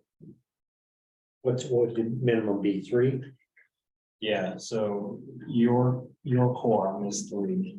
And under normal circumstances, the board is authorized to act by majority vote of the quorum present. So at a minimum, 2 directors can make policy for the district if you have only 3 present, for example. So this would force a fourth Okay. into this situation. Yeah, so under this if this were adopted, you could only act when you have a quorum of 4. And you would need 4 voting in the affirmative. Oh, okay. For the specific provision, or is that stayed across everything then? It'd be any vote of the board to amend the service plan, any vote to enter into an intergovernmental agreement for new sewer service outside the district boundaries, or any vote otherwise to allow the district to provide new sewer service outside the district. Awesome, thank you for coming. As written. Appreciate you. Yeah, the intention is only the extraterritorial, not everything, no. Do we have this provision for any other issues? This would be a first for us. To have a suit, it is a first. There is, to enter into an executive session requires a vote of 2/3, which you round up because you have 4. But that's statutory. I didn't know that. So just a general procedure, do other districts have anything like this that you know of off the top of your head? None of the other districts that I represent have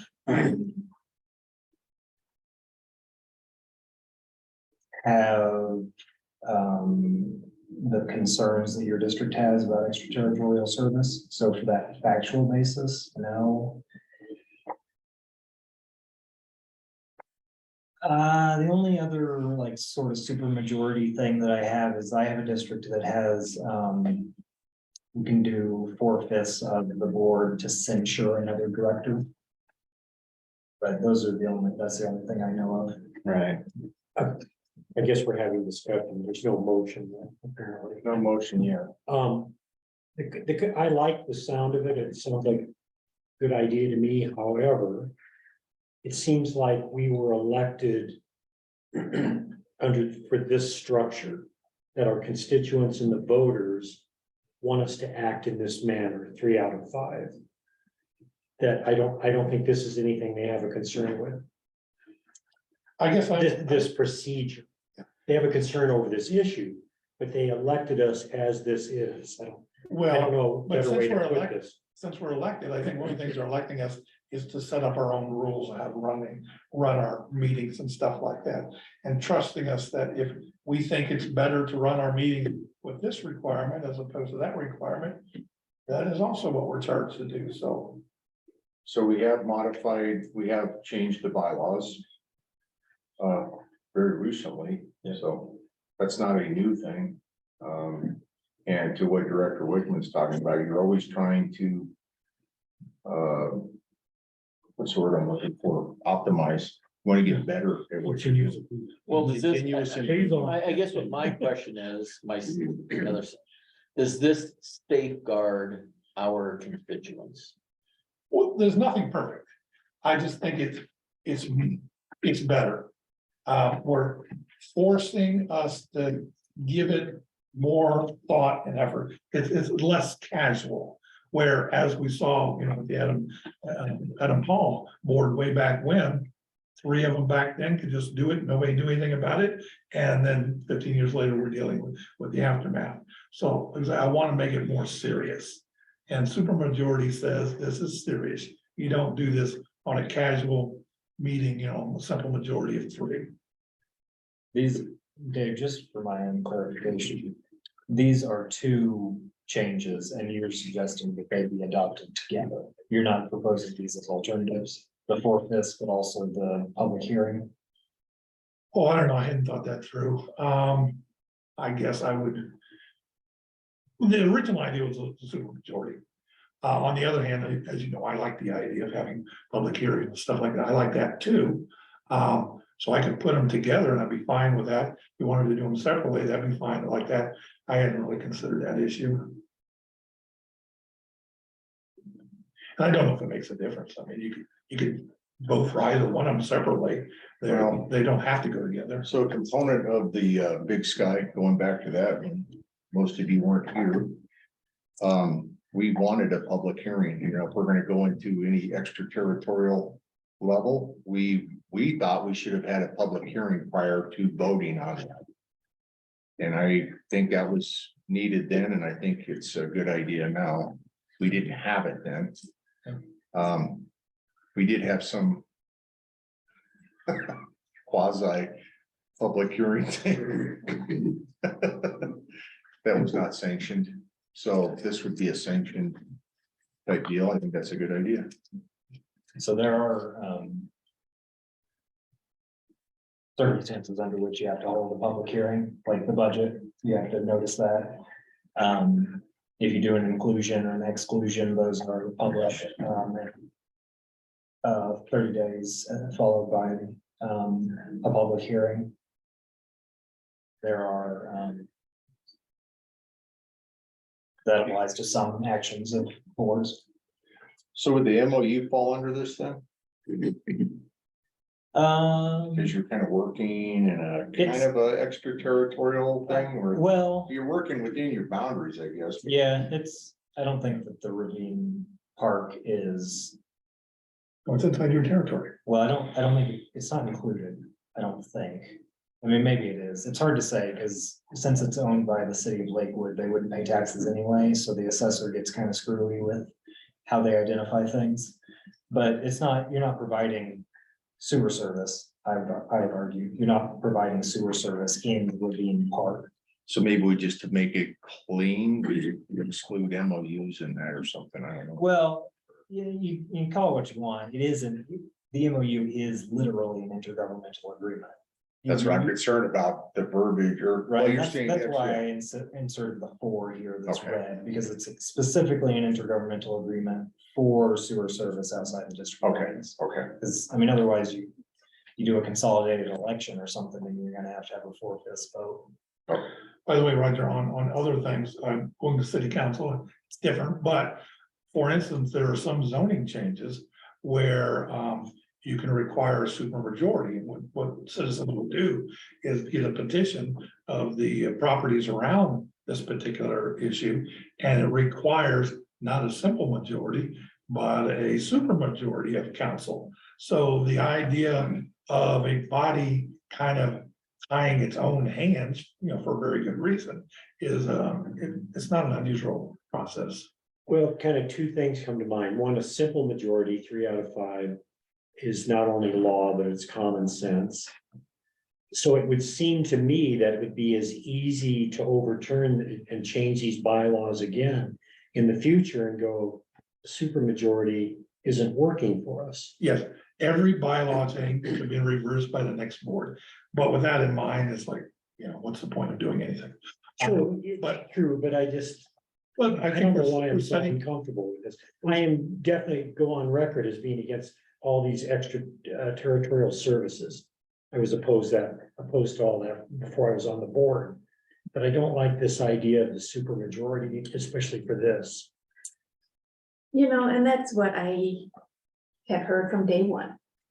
So the first time I did bring it up.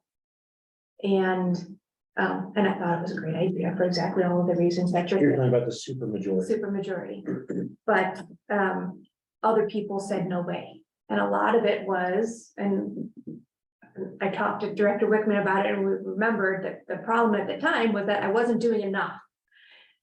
Maybe it's fine to do this, but you're not doing enough. You're not doing any inclusion. You're not doing any protections this way or that way. So all those concerns you had are not addressed in here. So I don't know, but on the other hand, it doesn't matter because you proposed something else and I'm still hearing you're not doing enough. Don't vote on this, you're not doing enough.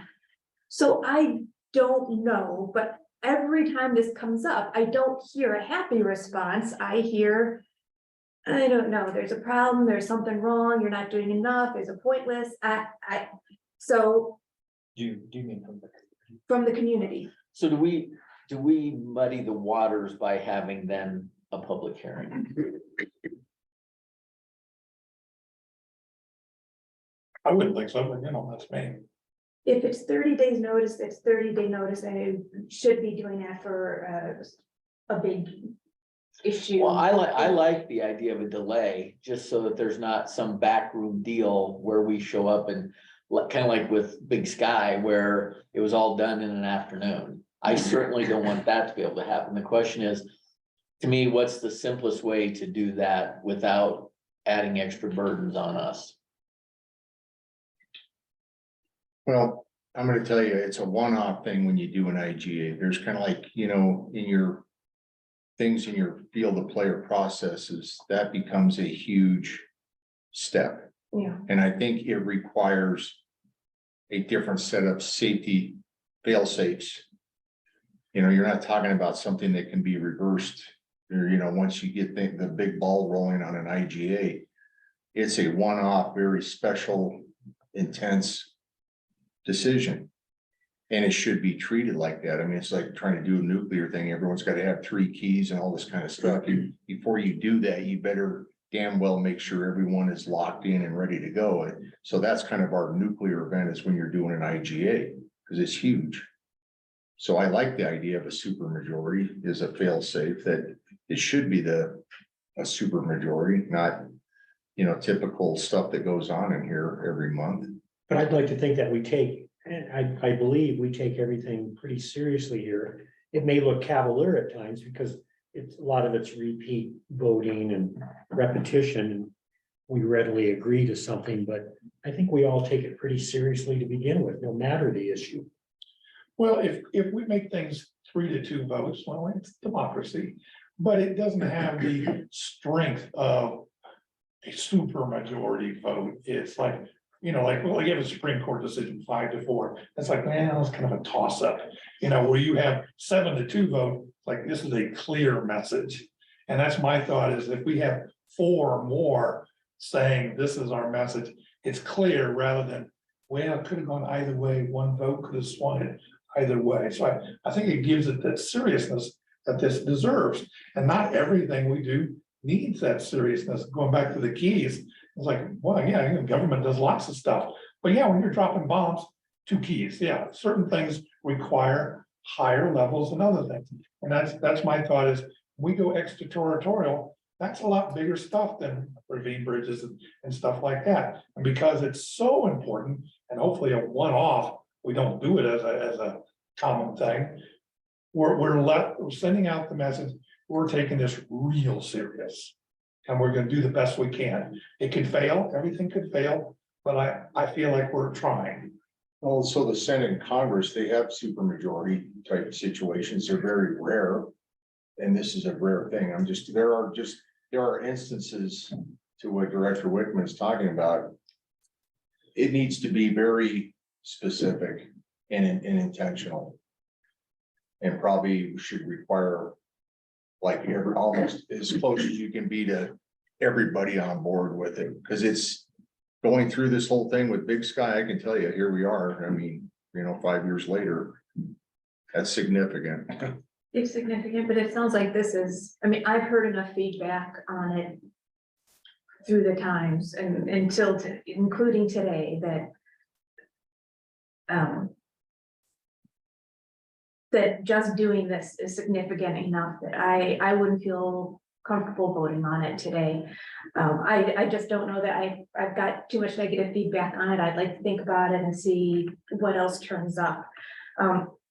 Also, I just don't know, and I know you're planning for the future, which is wonderful, but I just don't know how much of an issue it is for an IG right now, and I'm staring at one. I know we are talking about Salterra, we're being sued again, trying to force us to service, but did you know, and I have written down on the January 23rd city council meeting, they said that they received no permit requests for building out there in Rooney Valley for water or anything. So it's not like they are planning on doing anything right now. I know they're trying to get it through because they can sue us today, but if that pressure was off, I don't know what they'd be doing. So I would just feel more comfortable sitting on this one. Well, I have two responses. Number one, I'm a big believer in sitting on things, so I can be fine with that.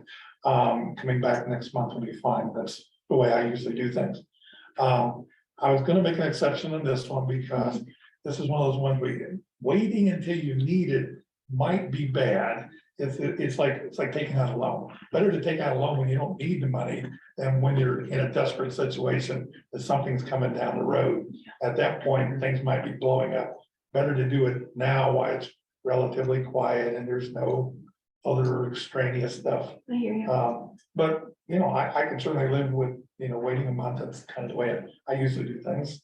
Or about 2 months. You may have a new director in 2 months. Well, We have an let's April meeting then. go ahead and shelf it then for now. I think you, unless I hear a motion, let's move on. One quick question. Do we recall the vote on Big Sky 5 years ago? Was it 3-5, or 3-2, 4-1? What was it? So here's, I don't recall, I think it was unanimous. Jesse, were you here for that? So I think it was unanimous. The thing that came into play was it was signed on election night when I was first elected. So, and it wasn't, and here's the problem with how that went down. It wasn't a complete document that when everything came to be signed, all the appendixes were not included in the original document. So people were voting on an incomplete agreement, which is problematic in itself. So I don't know. I think the answer was I believe they did have a super majority. I believe so, because I knew the former directors on there, and I'm pretty sure they all were on board with that. So, Well, I think we in generally as a group, we vote similarly. Usually there's maybe one abstention or one nay. I guess my feeling is I'd like to wait a month. okay, well, everyone's okay with it. We'll move on. We'll shelf this and process it some more. So I'm going to close out directors matters. And I'll turn to legal matters, agenda item number 10. Dylan, you're on deck. All right, we'll do general legal matters first, and then we can get into the executive sessions. The election is contested. There are 3 candidates for 2 positions. Director Morgan and Director Hook submitted their self-nomination forms, as well as another gentleman whose name I forget right now. Randy Little. Yeah, What was that name? Randy Little. and CRS is the designated election official for the election. At the last meeting, you asked me to just confirm with CRS whether there were any issues with the lists this time. They'll be getting the lists probably next week, so I'll follow through with them on that.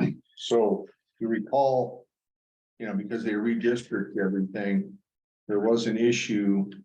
You see this little nubby thing off here to the lower right? We had an omission of 4,500 votes that were not, they had this was with the county. Yeah, Jefferson County. So election. that's the only thing that that wasn't on us, that wasn't on CRS, that was elections division. the election division of Jeffco.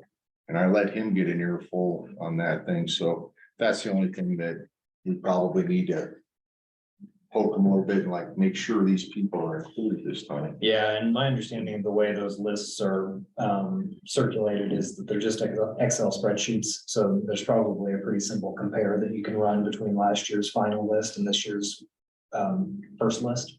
Well, we did notify CRS with that and they tried to make an adjustment, but it was too little, too late, I think, so. They got all the ballots out. Okay, Yeah, but they did have to. So those will go out in April or?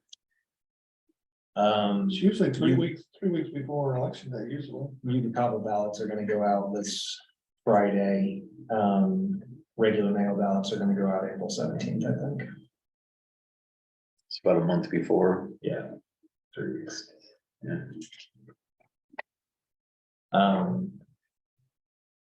Any other questions on the election? Oh, so the options are same board or one new director.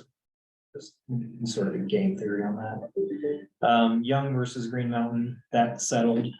Your insurer settled that. It was a situation where the terms and the amount were below board involvement, essentially. Probably the cost of defending the litigation was going to be greater than the settlement amount, which is why the insurer just paid. So that's all done. That was Like 30-some thousand. This was the basement. yeah, 35,000. something like that, yeah. And I circulated those settlement documents. In other issues, your auditor requested that I provide you your liability exposures letter. That's something that we do every year for all of our districts. I got that into them last week. You have the same liabilities that you had last year, except not the Young versus Green Mountain case. And I put them on notice of the Fossil Ridge Solterra filing, but we'll talk more about that in a minute. Okay.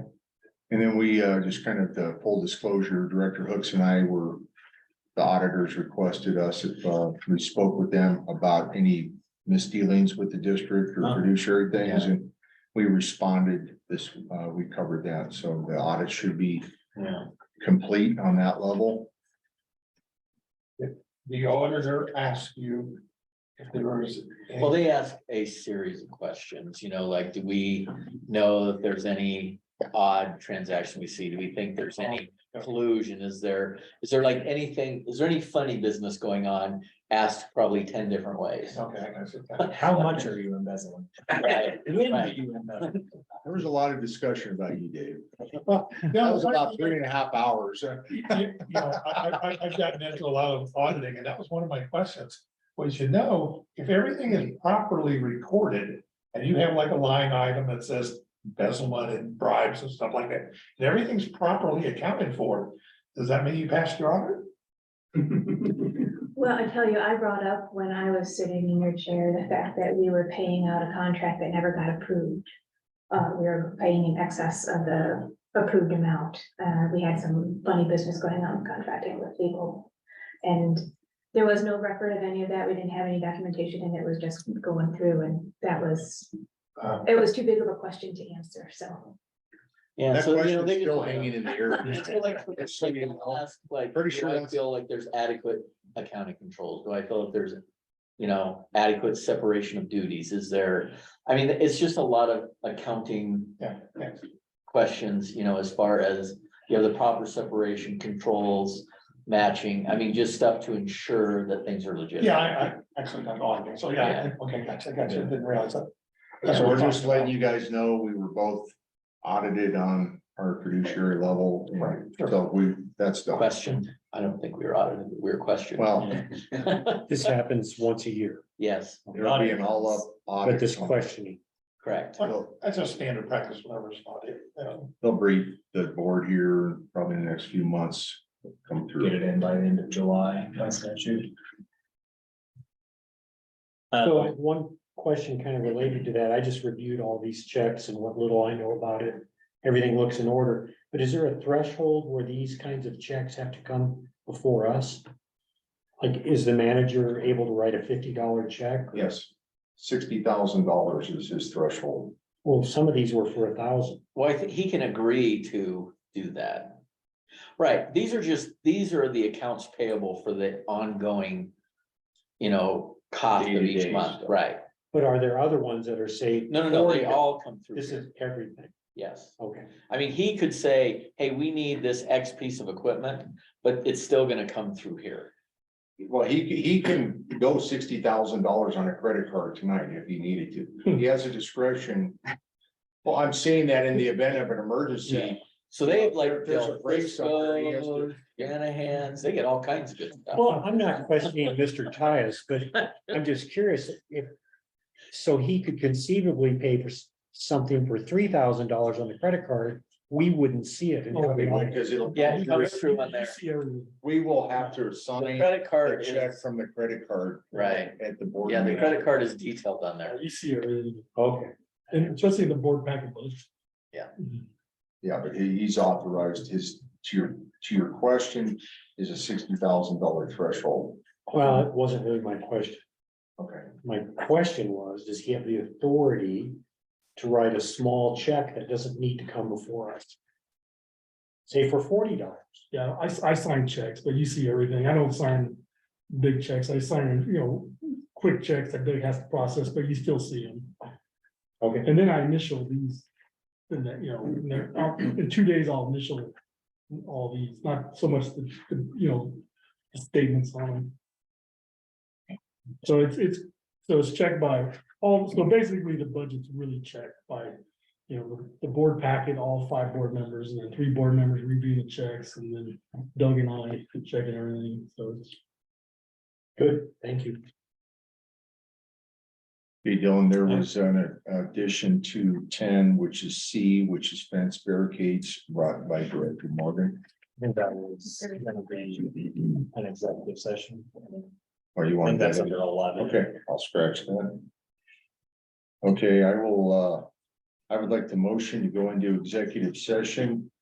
For the purpose of receiving legal advice regarding A, Fossil Ridge appellate, and B, the update regarding the red zone tank pre-litigation mediation. I will second it, but we also have that third.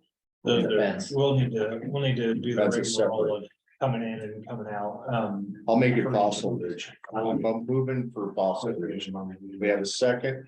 Second, did he second? He did. So we have a second discussion. No discussion. Call for a vote. All in favor of the motion, say aye. We have. I'm sorry, I didn't hear the motion. We go into executive session. Okay, Fossil Ridge. Fossil Ridge. excuse me. And that does require supermajority. But it's I'm already just passed. kidding. I vote in favor of it. Okay, so we have five ayes, 0 nays. We will now move into executive session after Dylan reads the sacred words. So this is an executive session pursuant to 24-6-402 sub 4 sub B for the purpose of receiving specific legal advice regarding the Fossil Ridge litigation. As the district's attorney, it is my opinion that the discussion of the matter announced in the motion to go into executive session constitutes a privileged attorney-client communication. I am therefore recommending that no further record be kept until the executive session has been concluded. The time is now 8 o'clock, and I am asking that the recording be turned off. The time is now 8:33, and I have resumed the recording because the attorney-client communication is finished.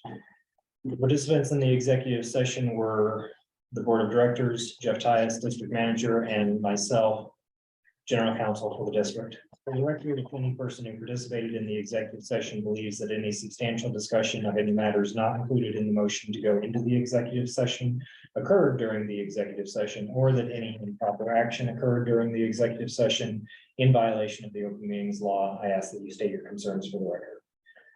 Seeing none, the next agenda item is 11B. So I'll make a motion. You want me to make a motion? Sure.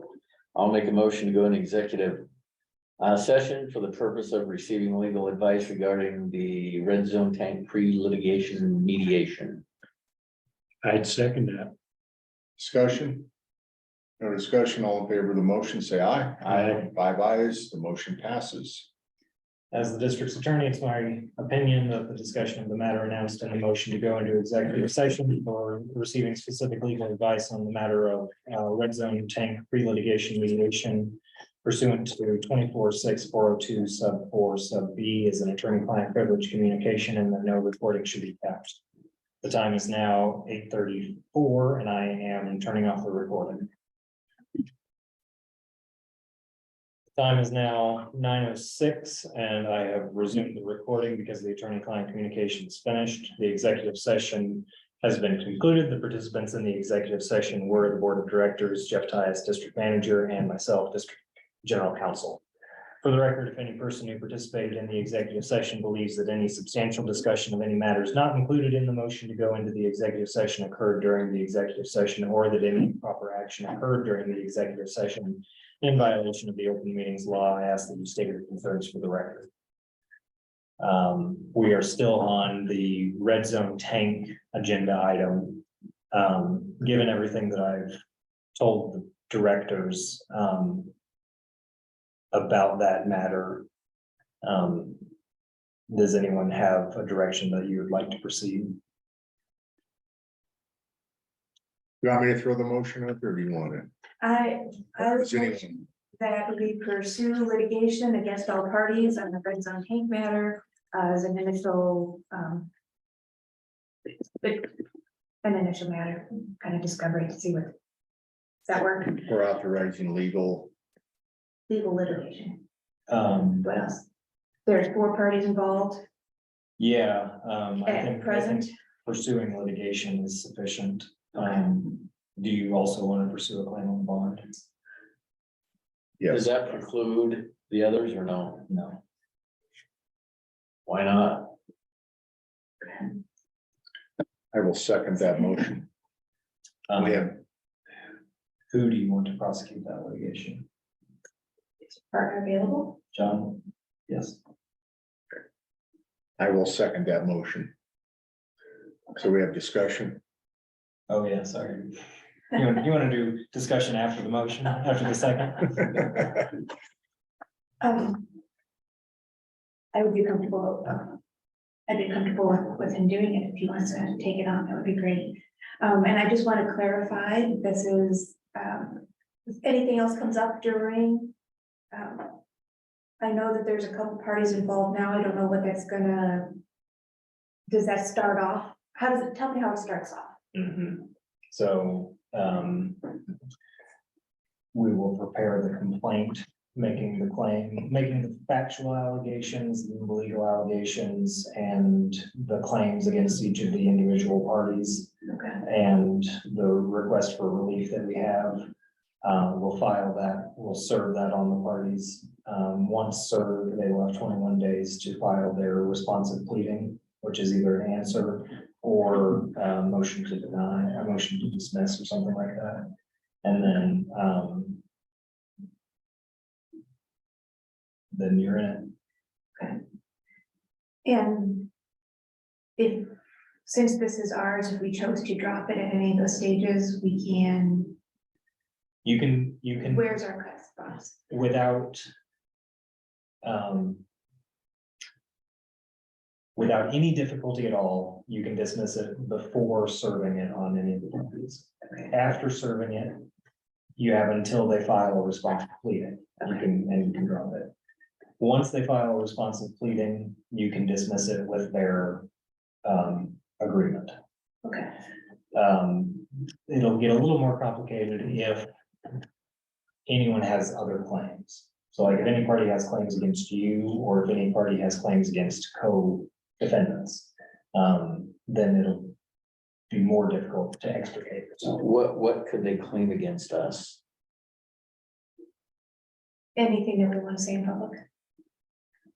I don't know that anybody has any claims against Well, you. I wouldn't think so, but I'm just curious. If they were Right, the you know, way- so hypothetically, if you hadn't paid, Right, then they could sue, they could counter sue you for the balance owing, right, but that's not something that happened here. okay. Okay, so my understanding is we're going to file that claim and the bond issue on all of them and see what their response is. And Sorry. we did do the pre-suit mediation.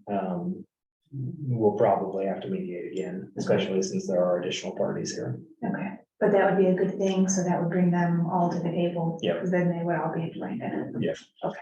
Perfect. Any further discussion? All in favor of the motion, say aye. Aye. We have 5 ayes, the motion passes. Proceed forward, Mr. Dillon. I will, I'll talk to John about it tomorrow. So now all we have left is the fence. You want to make the motion, John? I'll make a motion that we go to executive session to discuss and receiving legal advice on the fence permitting on the ravine bridges and the proposal. And we'll second. Do we have any discussion?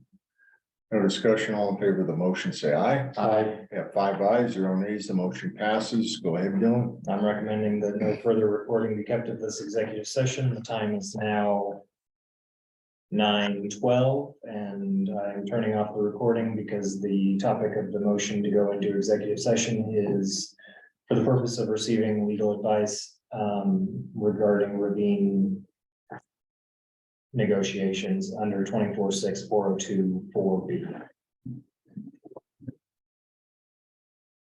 The time is now 9:48, and I have resumed the recording because the attorney-client communication is finished. The participants in the executive session were the board of directors, Jeff Tyus, district manager, and myself, general counsel for the district. If anybody thinks we talked about anything we shouldn't have, tell me now. Seeing none, the next agenda item is. Agenda item number 12, new business notifications for next board meeting. I have more questions.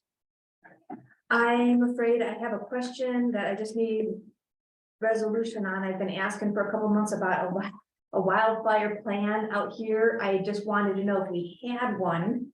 I didn't suggest making one. I want to know what the status is because the homeowners out there are asking me about that. So Mr. Alex Pius- brought that up during the Marshall fire. Alex had come and we had talked to. No, I'm sorry. I'm looking specifically at Glennon Heights HOA, that tank out there. And Mr. Tice, you did say you asked for an audit for West Metro, but I don't know what the status of that is. And I'm not looking for a plan. I just want to know what they're. Yeah, so West Metro comes out and audits all our properties and everything, and we have we don't own all that land, we have a small strip on that land, so we asked them to come out. They haven't came out yet. I'll follow up back with them. Okay.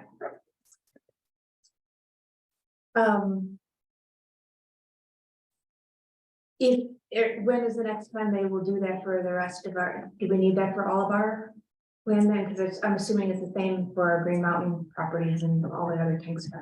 Yeah, West Metro, they audit us about once a year, not everything. They come out and just mainly audit this building, but we can ask them to look at other sites. Okay.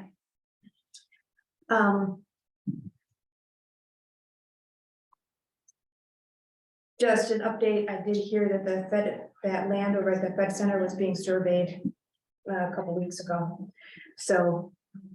What it's worth, I did an internet search about 2 days ago, on what's going on with that land. I couldn't find anything in the ethernet as to what's going on there.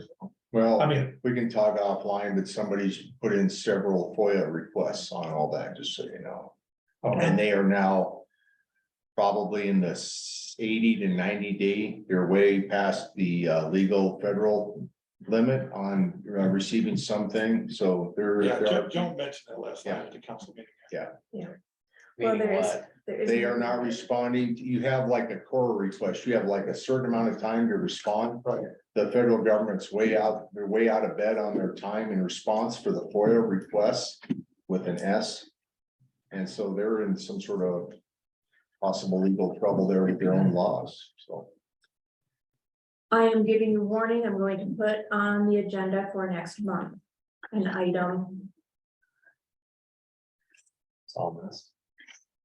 Yes, for moving, getting a financial report I have audit in my head, so I'm losing it. I did my best to shame the financial committee into at least holding a meeting. We've not done that yet. You have not done that yet. I have lost confidence in you. It is not going to happen. Forget it. So I'm going to bring up for discussion next time that we go back to looking at professionals. That will mean paying people, but if that's the way we have to do it, that's the way we have to do it. To look at our financial options for increasing rates or bringing on bonds so that we have some proactive thinking on how we're gonna get this infrastructure paid for.